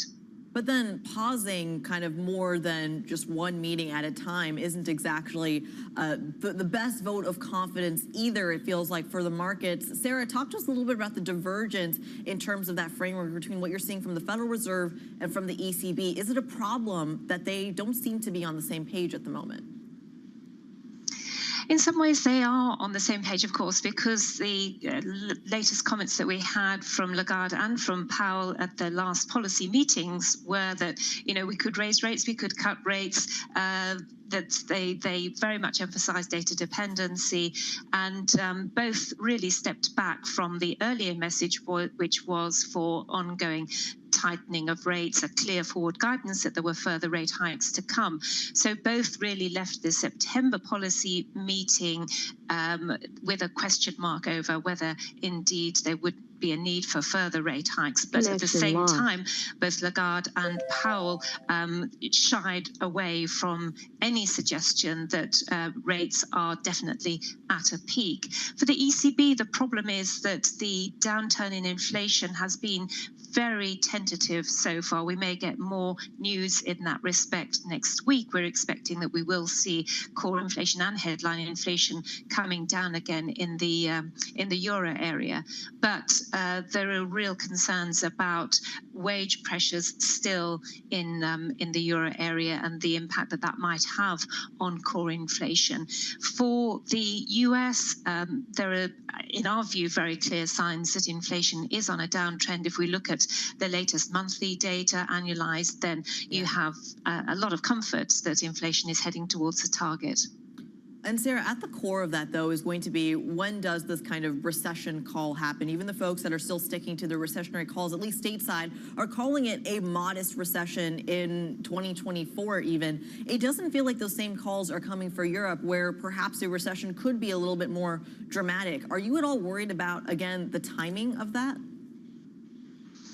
Yes, the real dilemma for euro area for ECB policymakers is that the data, certainly the survey data, are looking very poor. We've got purchasing managers indices, we've got the IFO indices now at levels below the troughs that we reached last October. And if you remember, that was the point at which there were real concerns about the energy crisis and the impact that that would have on growth in the euro area. So the recession signals, I think, are pretty heightened for the euro area, potentially for as early as the current quarter, turning down again. For the US, the current quarter still seems to be very comfortably in positive territory. We're seeing perhaps some easing of activity, but there's certainly no signs that a downturn is imminent, although we think that the impact of the accumulated impact of higher interest rates over the past 15 months or so is going to ultimately be negative for the economy. So we still see a risk of a recession in the US. Yeah, so resilience or recovery, and it feels like Sarah Hewins is leading a little bit more to the resilience story. Standard Chartered Sarah Hewen, we thank you, as always, for joining the program. Our coverage continues of that Jackson Hole, continuing throughout the day, catching a special edition of Bloomberg Surveillance. It starts at 8 a.m. Eastern. The team is on the ground. We're going to hear from an all-star lineup, including Philadelphia Fed President Patrick Harker, and then, of course, bring you Jerome Powell's speech live at 10 a.m. Eastern Time. Plus, don't miss an exclusive interview with ECB President Christine Lagarde. She speaks exclusively with Tom Keene at 4 p.m. Eastern. This is Bloomberg.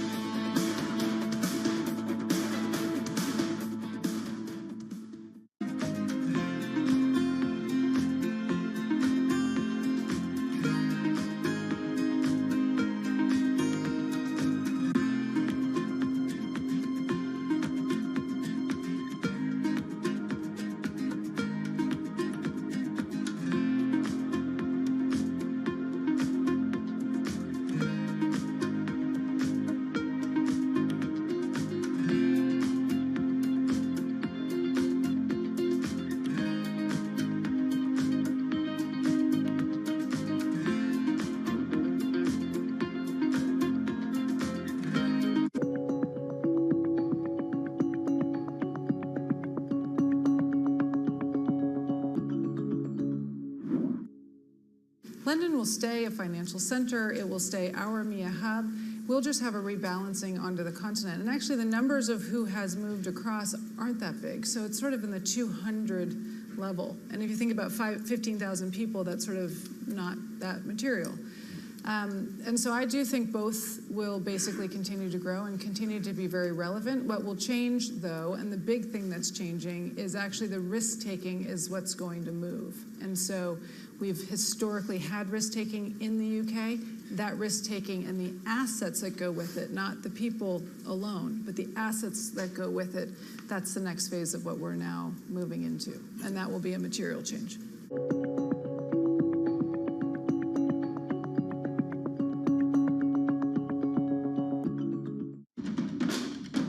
And the markets are on the move.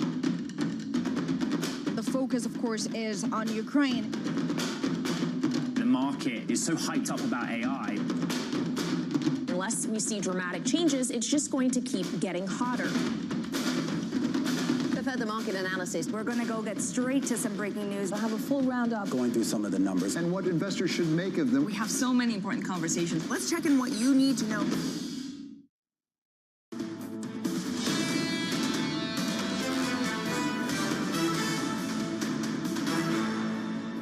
All eyes on Jackson Hole, Wyoming this morning on both sides of the Atlantic as, of course, we talk about what Jerome Powell and Christine Lagarde and their central banking colleagues are really going to say about the path of interest rates at a time when you were still seeing about 100 basis points of cuts priced in for next year. And for our radio audience, stick with me. For our TV audience, I am showing you a chart right now about exactly what that looks like. I mean, nothing has really changed in terms of the market pricing, I think, in the last year or so, where they're still saying, look, that downturn that we're really expecting might just show up in 2024, and therefore the market is expecting 100 basis points of cuts. Is that reasonable, given the resilience we've seen in the economic data lately? Let's get a true expert's opinion on this. Bloomberg Opinions columnist Marcus Ashworth joins the program. Marcus, is that reasonable? Does the market have it right? I have actually absolutely no idea. I don't think the market does either. And nor, I think, does the Fed really. All the Fed wants to do is make sure that doesn't get any worse, in the sense even more rate cuts priced in, or more accurately, priced in earlier. They want to buy themselves time to get through into the first quarter next year with this higher for longer mantra, this plateau of rates. I don't think they'll go up much more, if at all. But they don't want this sort of, oh my word, they've paused, it must mean the end of rate hikes. Instantly we start pricing lots of cuts, because that then takes out all the momentum in this monetary pricing policy tightening they've done over the last year and a bit now. So it's a game of chicken with the market. If, for instance, Powell mentioned something about policy already being restrictive, or he would say too restrictive. He's going to sound generally hawkish, but the hints, the nuances we're after is, does he say anything about monetary time lags and how restrictive policy is? That'll be the clue for the market to rally. He probably won't want that. I think he's pretty happy where the bond yield curve is priced now. I think he will be slightly unhappy, as you're showing on that excellent chart, that 2024's expectations of rate cuts are probably a bit more than they'd like to see. The game of chicken there with the markets for Jay Powell. Marcus, talk to us about how you fold that into your views around treasuries then. There's this kind of debate going on still. You have the likes of Stephen Major over at HSBC saying rates at these levels, particularly the 10s and the 30s, they're looking pretty attractive. But you have the issuance question coming from the US Treasury. You have, of course, the inflation implications. You have, of course, quantitative tightening as well. What is your view as you kind of project out to 2024? Well, I mean, I think I sort of agree with that view generally. I think bonds are looking pretty cheap. I'll have to say I thought they were looking quite cheap, a few basis points lower as well. So I'm slightly surprised at how aggressive the bond move has been, higher in yields. It's partly a supply argument, it's partly a budget deficit, and I think possibly a China story as well, or a fear of China selling. Whether the reality is or not, we don't know. But I think the market is definitely overshot going to Jackson Hole.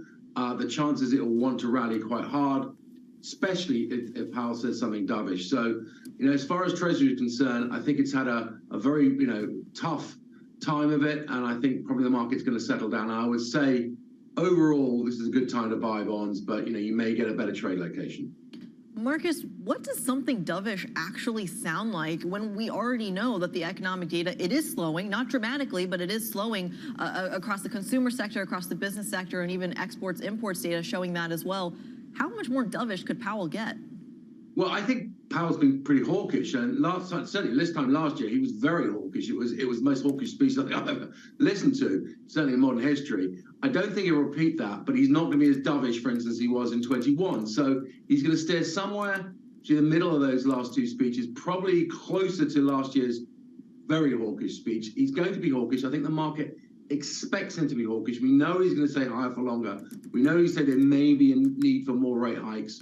And he certainly doesn't want, as I said, to get in these rate cut mentality next year building in any further. However, words like restrictive or lag are the key things. If he mentions that in a certain way, I think the bond market will take that as fairly positive and in a sense, interpret a hawkish speech as a dovish version of it.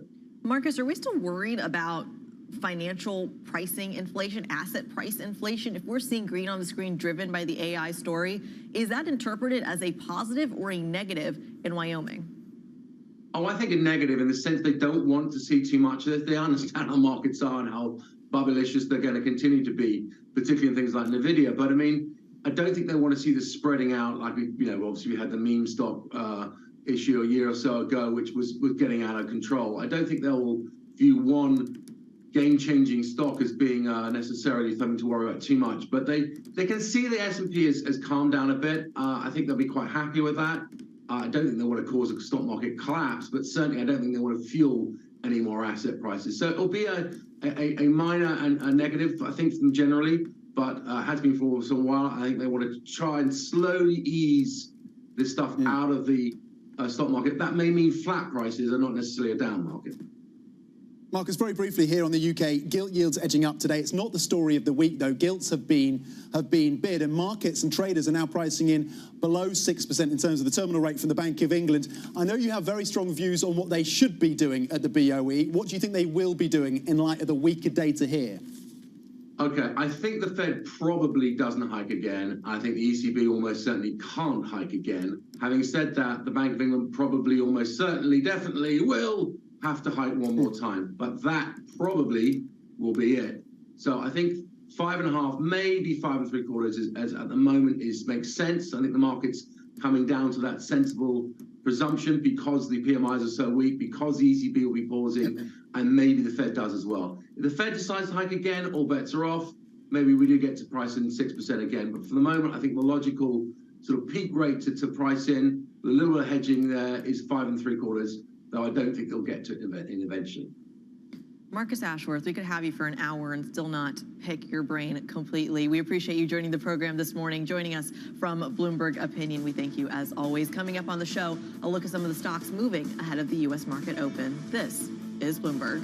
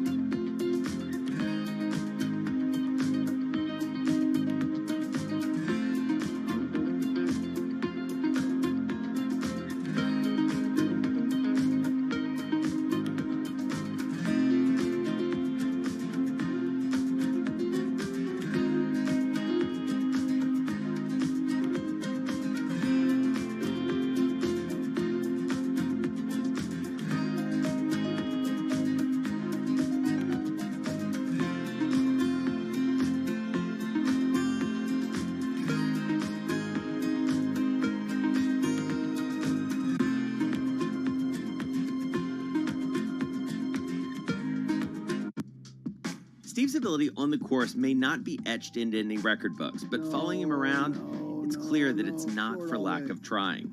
Jeez. We were constantly hustling behind him as he caught up with executives in the portfolio companies and reminisced with former and current players. He was a day trader. He taught himself, self-made day trader. Yeah. And so he's on the bus after a game in New England, and he's day trading on the bus, and Bill Belichick sees him and cuts him on the spot. In many ways, it's a convention, right, of the people that I don't see maybe once a year. And so it's kind of all come together. My firm, our charity, fundraising efforts, and then the friends that are around. My dad and my brother, it all happens right there as a confluence of all these parts of my life that have found its common center.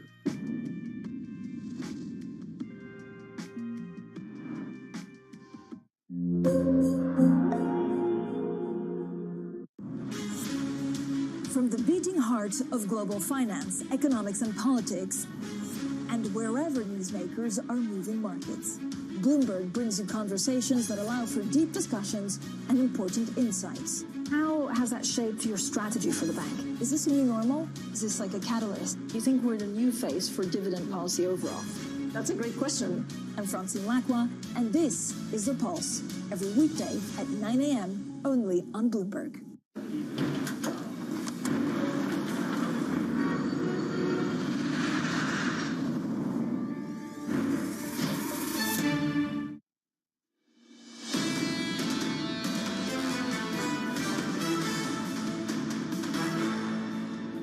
This is Bloomberg Surveillance, the early edition. I'm Kriti Gupta in New York with Tom McKenzie in London. Let's take a look at some of the stocks we're watching in pre-market trading in the U.S. Now, remember, it is a summer Friday. All eyes are on Jackson Hole, so there are slim pickings here stateside, but some of the big major market movers. Hawaiian Electric down about 20% in the pre-market. Shares trading about $9.49. Look, they've dealing with multiple lawsuits from investors, but also from Maui itself, and also talking about suspending their dividends. So seeing some real pain in those shares right now. And of course, we'll bring you the latest fallout as we get it. But right now, under quite a bit of pain. NVIDIA is also another major stock we are watching this morning. NVDA is your ticker there. Shares higher by 0.3%. But Tom, this is not the momentum we've seen in the last, 48 hours or so around the artificial intelligence boom. Remember, you had a lot of folks front running these earnings stories, then ultimately selling the rally in yesterday's trade. And again, perhaps not catching that second win this morning. Yeah, it certainly didn't hold in Europe, where you actually saw tech stocks as a sector down a full 2+% yesterday at the close. I also want to bring your attention back to the luxury stocks story, the luxury watch story, part of the luxury stock story, because this really surprising move for anyone who follows luxury timepieces, Rolex moving into the retail space, and the impact is being felt on Watches of Switzerland. It's listed here in London. It relies, according to some analysts, on about 50% of its sales coming from Rolex. The concern from Watches of Switzerland is that it's now going to be competing with Bucherer, which is a retail luxury watch seller, and they may be squeezed in terms of supply. So a big hit there and big changes in the luxury watch space. It's so interesting how quickly the luxury watch space has kind of entered the conversation in terms of inflation broadly, because it's not really something I think about often when I think about inflation, but it's actually part of some of the inflation indices, which I think is fascinating. Yeah, you saw that pandemic push, didn't you? That rush into some of the pricier timepieces. And the likes of Patek Philippe and Rolex benefited from that as you got your stimulus checks and spent them either on Bitcoin or luxury watches. And that is now coming off a little bit. So maybe a little bit of disinflation in the pricing there. Yeah, and ultimately kind of an investment, right? I mean, if you have that extra cash, why buy a car or a house? Just buy a Rolex, apparently. And that can, invest of course, in a beautiful selection of luxury watches. Hey, the other big story of the day, Kriti, so I've heard on the grapevine, is that a loss for New York is going to be a big win for London. It's your last day on set in New York. It is my last day on set. I've got to say it's bittersweet because, look, I've been at Bloomberg for about 5 years now and all here in New York doing some stuff on the print side and the TV side. And yeah, I'm crossing the Atlantic, braving new waters, if you will. But it's been quite the ride. We welcome you with open arms. We're really excited about welcoming you here, Kriti. I know the team in New York are going to be sad to miss you, but we are going to be seeing you here on the ground in the studio here in London in the next few weeks. We wish you well, of course, with the move. It's a big uplift. Kriti Gupta, I'll let you close it out.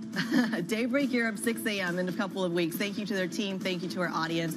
Folks, stick with us. Early edition ends right now. Surveillance begins. Coverage throughout the day. This is Bloomberg.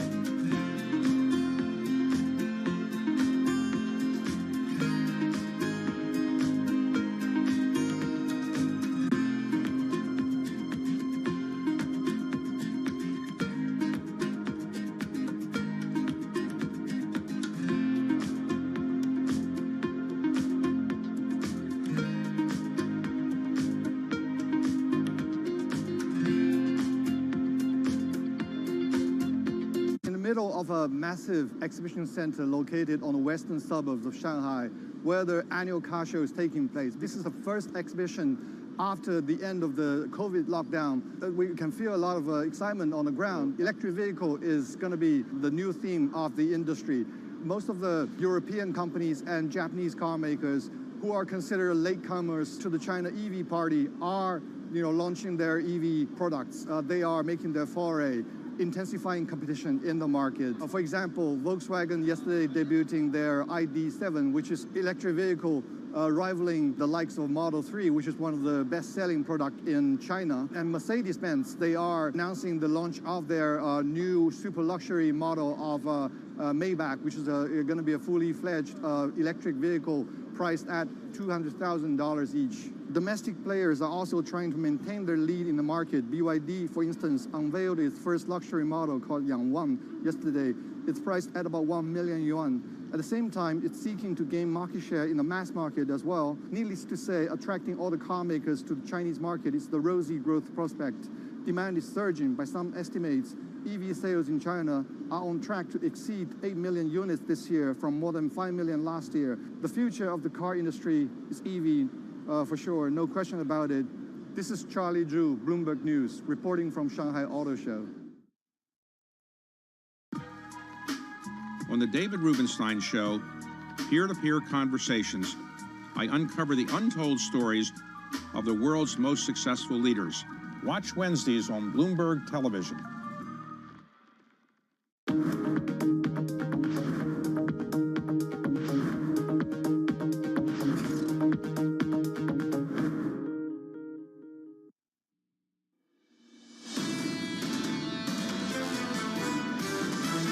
We look at the broader market sentiment, that's clearly become a little bit more bearish over the last 2 weeks or so. Even though the Fed has raised rates an extraordinary amount, there are parts of the economy that still remain very, very insulated from it. They're coming to the end of hikes, that's without a doubt. I think 6% is a hard cap. I think the extent to which we get global disinflation might catch markets by surprise. I think it's a bit premature to say, okay, the coast is clear now. This is Bloomberg Surveillance with Tom Keene, Jonathan Farrow, and Lisa Abramowitz.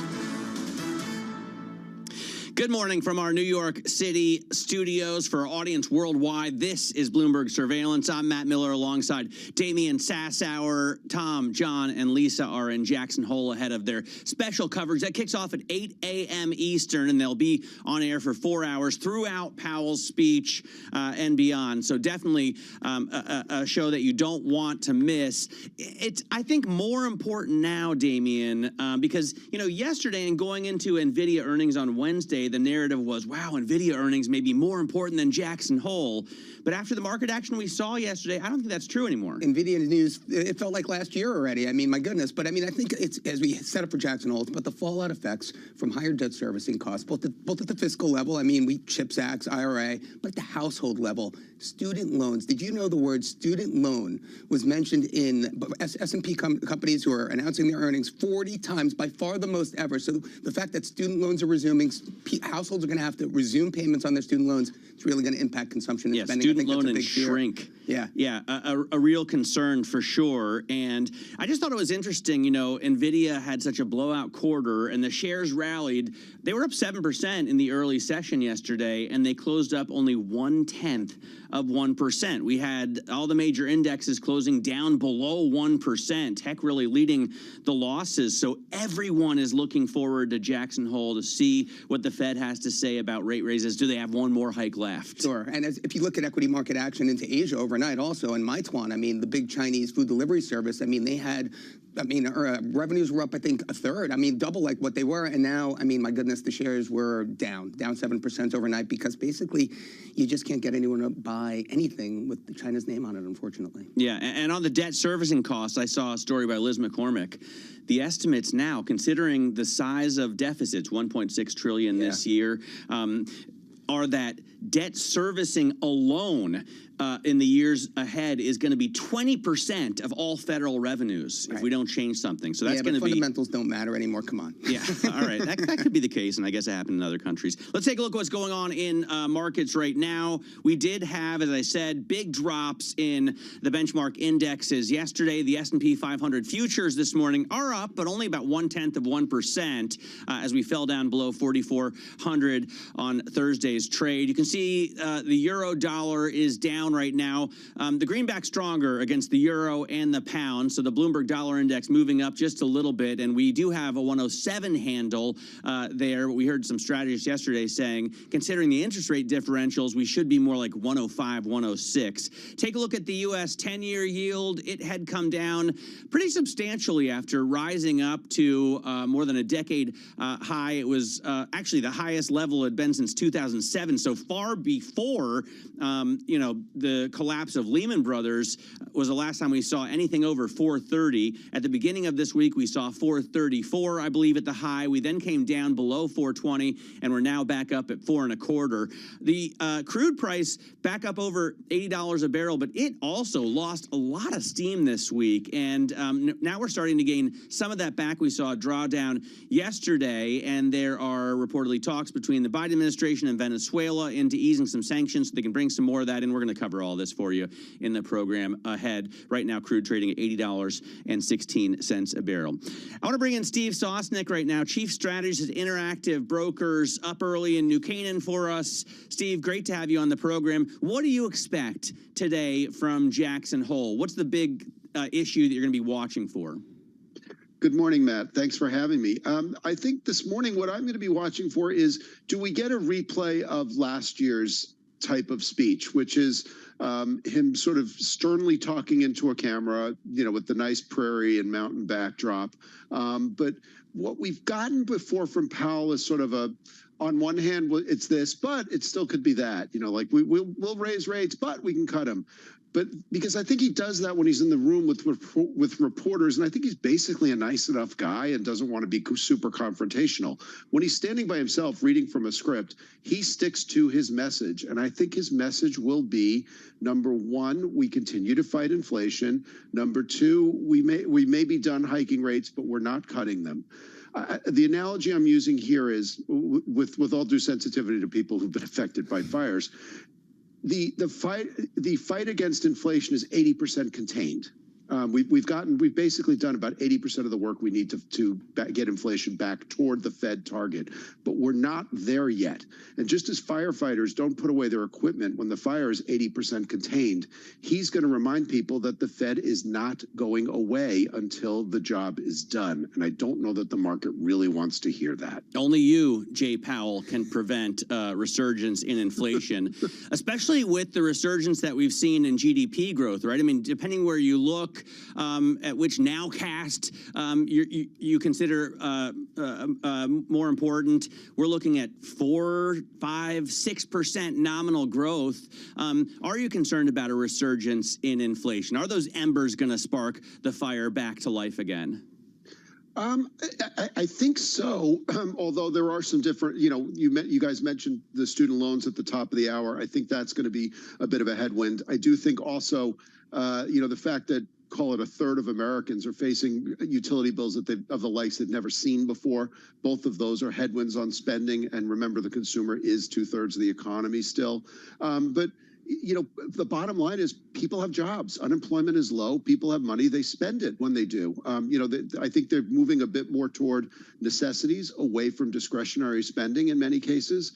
But if people have jobs, which is great, and they're earning more money, which is also great if you're the person getting the money, not so much if you're the Fed or the employer, then that money is going to be spent, and that's going to have positive effects on the economy. I'm not too concerned about that, but this is why the Fed has to remain vigilant and continue to give that message of vigilance. Steve, I know it's early, but I wonder if you can put on your options hat for me. I mean, cross-asset vols, I'm talking FX rates, equity, have been very, very well behaved of late, but a lot of these risks that you mentioned are still out there.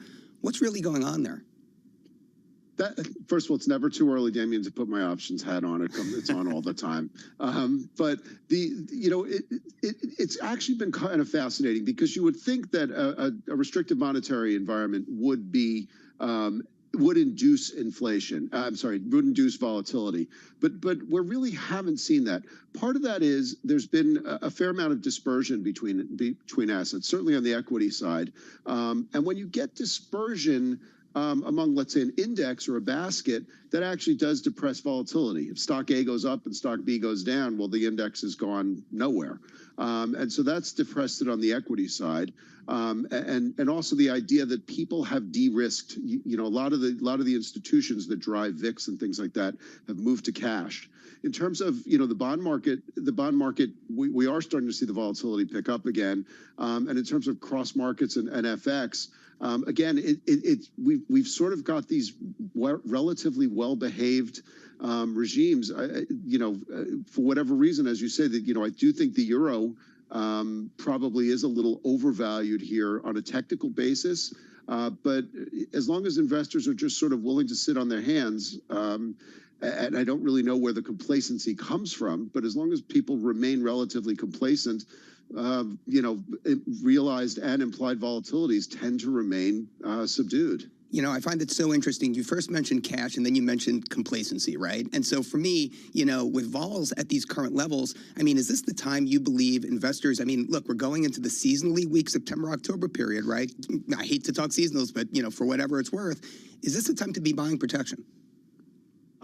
Yes, I think buy the dip is an important mantra no matter what you're trading, and I think it's especially important right now in volatility. You talk about seasonals. The best seasonal month for VIX is August. And the reason being is VIX, I don't know that people always appreciate it, but VIX is designed to be the market's best estimate of volatility over the coming 30 days. Well, what comes 30 days after August? That's September. And I think that, the idea that, we haven't seen much of a rally in volatility, we haven't seen people looking for volatility protection, comes from the idea that I think a lot of the institutions who are the big traders of VIX feel that they've de-risked sufficiently so that they don't need the vol protection. But that's one of those things in my career as an option trader. It's like selling umbrellas during a drought. Nobody wants them when it hasn't rained in a while, but as soon as those clouds appear, guess what? You can't get enough of them. And so that's why I like to be very opportunistic. And I think a 16, 17, 16 VIX, which was yesterday and before we moved up, provided an opportunity. We're still below long-term averages in terms of major volatility measures on the equity side. You're not wrong about the seasonality. I just pulled up the SEAG function on the Bloomberg terminal, which is tremendous. Gives you a tremendous picture of seasonality.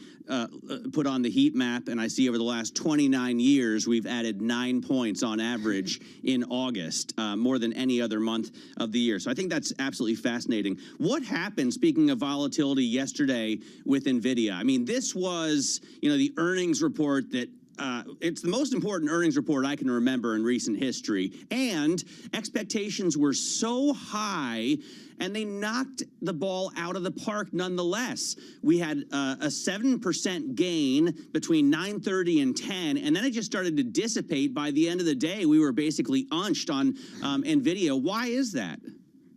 Yeah, I agree with you that I was also thinking this is among the most consequential earnings reports I can remember. But this is what happens when you outkick the coverage to a certain extent.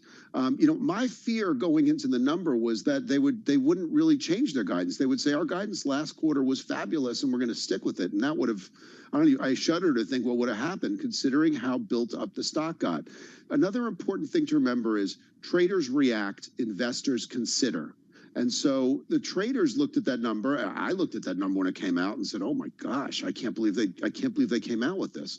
But as you thought about it and thought where the valuations were and how much the valuations have expanded, not just in the aftermath of last quarter's report, but in the weeks or two coming into this report, there wasn't really much left. And I think the investors who thought about it a bit more coolly than the traders who reacted, said, you know what, this is a pretty fully valued company, even with this new guidance. We're not going to chase into it. And so you didn't get the institutional follow through that I think you got, from the first round of buying. And without follow through, and with perhaps a little profit taking, you end up with a messy kind of blah day that you ended up with yesterday. All right, maybe traders wanted to get a little bit neutral into the Jackson Hole speech. Steve Sosnick from Interactive Brokers, great to get your insight this morning. Thanks so much for joining us. We are awaiting, obviously, Jackson Hole, and one of the conversations, Damien, we were having yesterday is whether the Fed would even consider moving the goalposts on inflation, right? I don't think so either. But I look down and see on the eco screen that we're getting UMISH inflation expectations out today. And 1 year out, it looks like the survey at least is for 3.3%. Yeah, well, I mean, look, look, growth is slowing, credit is tightening, and it's not unusual to see unemployment at these really low levels before things roll over, So I take what Scott Sosnick is saying to heart, I mean, vol markets are really not reacting to some of the risks that I think are out there. What I wanted to ask was really, what do we believe the pain trade is for markets? Is it really long U.S. Treasury yields rising to the extent that we've seen in recent weeks? Can that extend? That's the real question for me. All right, well, we have plenty of people to talk to about that coming up, including Dana D'Auria of InvestNet. She joins us at 7 a.m., an interview you don't want to miss, and we'll continue to build up to our coverage. The special edition of Bloomberg Surveillance with Tom, John, and Lisa out of Jackson Hole. That starts at 8 a.m. On this Friday. Good morning. This is Bloomberg.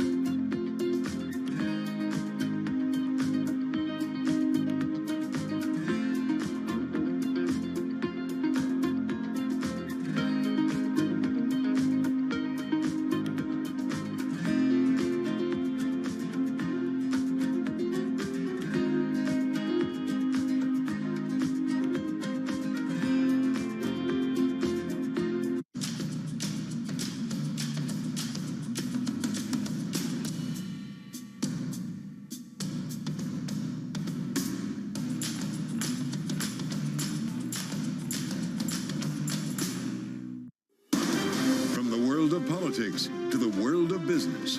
Every weekday at 5 p.m. Eastern Time, hosts Anne-Marie Hordern and Joe Matthew alongside Kaylee Lines deliver news, insight, and analysis live from Bloomberg's Washington headquarters. Get the latest from and about politics' biggest power players at the end of every trading day. Balance of Power, every weekday at 5 p.m. Eastern Time, only on Bloomberg, your global business authority.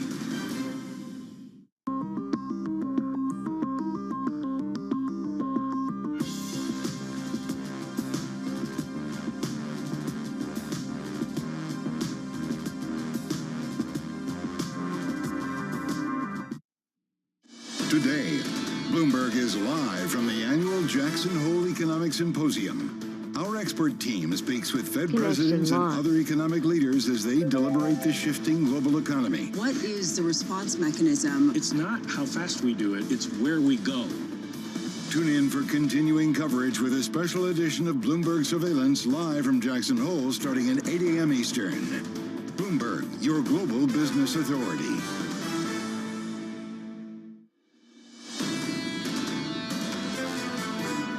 We have to be cautious this time around because downside risks that we identified in June in our forecast have materialized. This is an inversion of what happened throughout the pandemic recovery, because usually we have been surprised in the upside. There's Mario Centeno there, the governor of the Bank of Portugal, speaking yesterday to Bloomberg from the annual Jackson Hole Symposium. Of course, we're going to go out to Jackson Hole shortly, and Tom, John, and Lisa have special coverage for you all morning long. One of the things, one of the key factors that's played into inflation over the past couple of years that the Fed has been trying to deal with, as well as the Biden administration, is oil. We saw a big run up in prices at the pump that then came back down. Now we're back up to levels that we haven't seen in quite some time, as we saw a resurgence in the underlying barrels of crude as well. Amrita Sen, co-founder and director of research at Energy Aspects, joins us this morning out of Italy for a look at what is going on in terms of oil. Amrita, you know, the march up made sense to me as we have the Saudis and Russia tightening supply. On the other hand, we see some weakness, which also makes sense because the resurgence of the Chinese economy has been far weaker than expected post-COVID. So what's your general view of the oil price now at, I mean, $85 a barrel for Brent, essentially $80 a barrel for NYMEX crude? I mean, look, you're exactly right in saying that there are quite a few pull and push forces. It's not a very clear that this is like a very bullish market or a very bearish market. I think what I will highlight, though, is that fundamentally, the Saudi cuts and the OPEC Plus cuts have been instrumental in getting crude inventories drawing. We are looking at potentially record draws in August for inventories overall of around 4 million barrels per day. We've rarely seen a monthly draw of that sort. But and you know, I think that's partly why there's a lot of skepticism in the market. Everybody keeps asking me, oh, but these cuts can be reversed. And I mean, I will maintain that I think Prince Abdulaziz in particular is very keen to make sure that we don't have inventories rebuilding. So it's not that they're just going to reverse the cuts overnight. And he has highlighted that. But even if you take that away, I think the thing that the market is missing is just how tight oil products markets are. And you mentioned gas prices at the pump as well. That has been going up, as has been diesel, because fundamentally demand has actually surprised to the upside significantly this year. Even China, right? The macro is weak, but oil demand is growing by 2 million barrels per day. And refining capacity has really struggled. Amrita, I'm wondering if you could talk to us a little bit about the marginal producers both in oil and gas. You know, when I think of oil, you know, I don't really think of Iran the way I used to, but lo and behold, Iran has really re-entered the market and certainly impacting prices, at least at the margin. And then in gas, Algeria and the importance of that nation to the European energy supply. I wonder if you could just comment briefly on both those two countries within, you know, this world we now live in, this multipolar world where, you know, countries are being asked to pick a side between China and the U.S. Yeah, I mean, look, the Iran thing on oil is interesting for the simple reason that everybody's been talking about, oh, what could Iran bring back should sanctions be lifted? The U.S. administration has taken an active strategy to not really enforce the sanctions. So Iran has been able to surprise us and the market this year. They are exporting quite a lot. I mean, we think production in Iran is almost 3 million barrels per day and rising further into year end. And I think that's where, in some ways, even if sanctions were to get lifted, it's not going to really make a difference because Iran is producing what it can right now.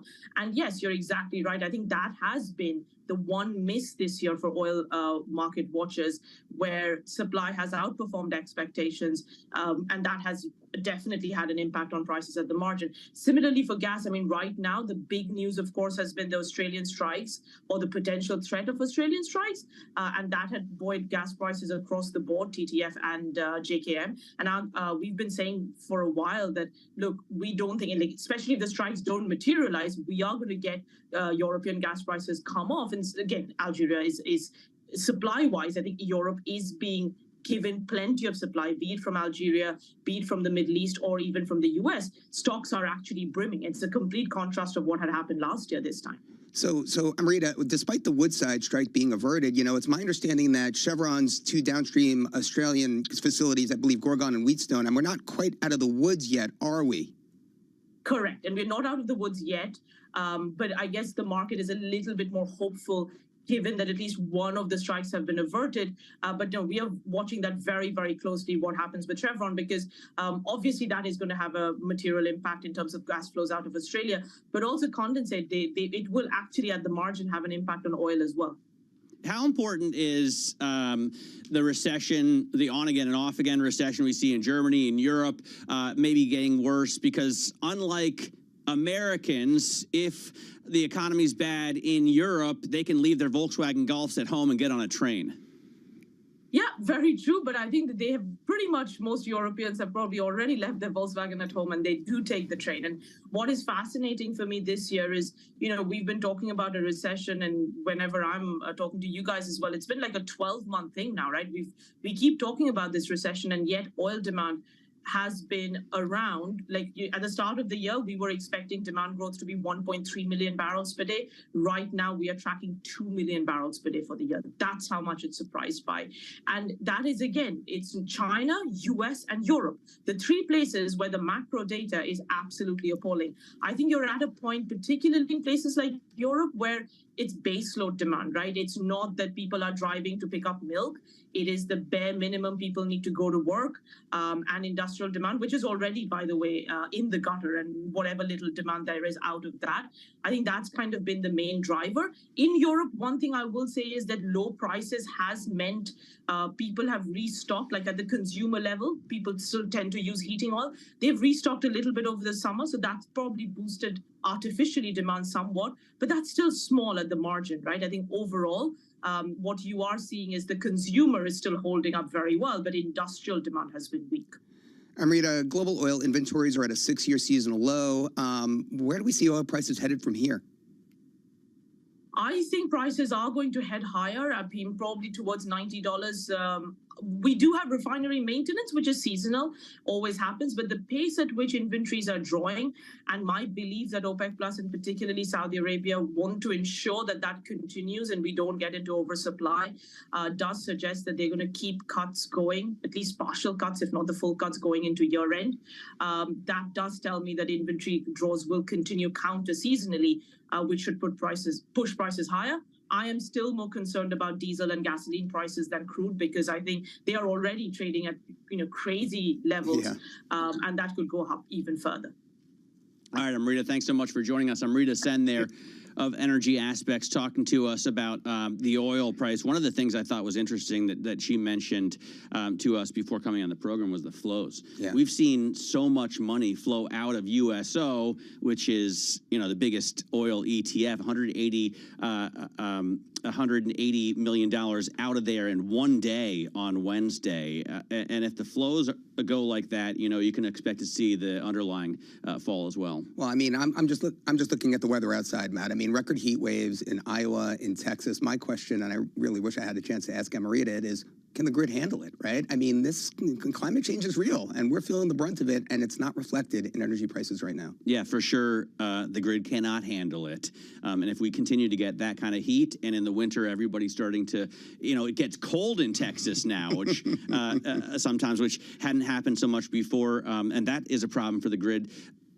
If we all plug in our EVs, that also is going to just add to the issues. So we've got to really boost our capacity in terms of those grids. Later today, don't miss Tom Keen's interview with ECB President Christine Lagarde, talking about what's going on in Europe.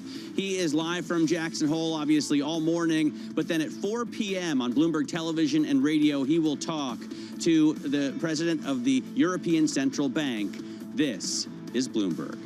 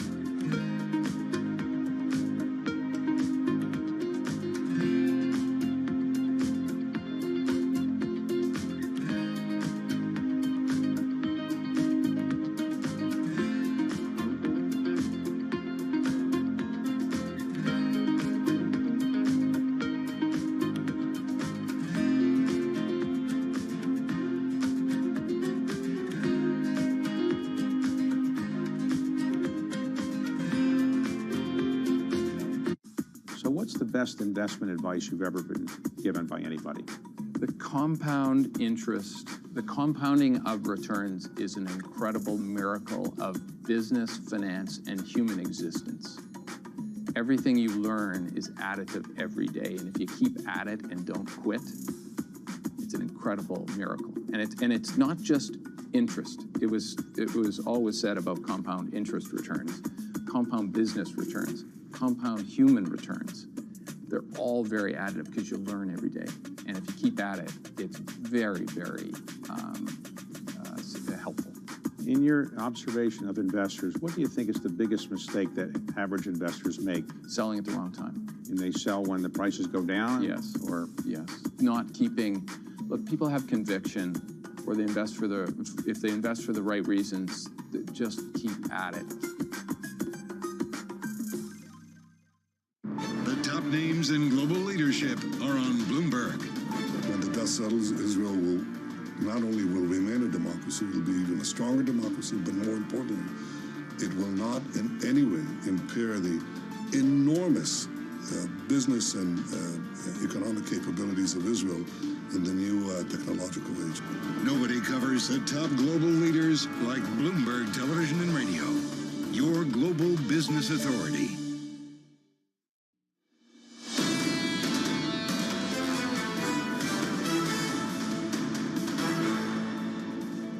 This is Bloomberg Surveillance. I'm Matt Miller alongside Damian Sassower. Tom, John, and Lisa will be with you from 8 a.m. New York time. Special coverage live from Jackson Hole, straight through noon, straight through the Powell speech. So I'm really looking forward to that program. Right now, what we're looking at in terms of markets, you have S&P futures bouncing a little bit after the big drop yesterday. We were down more than 1% on the Dow, the S&P, and the NASDAQ yesterday, almost 2% drop in the NASDAQ. I think 1.87% was the loss.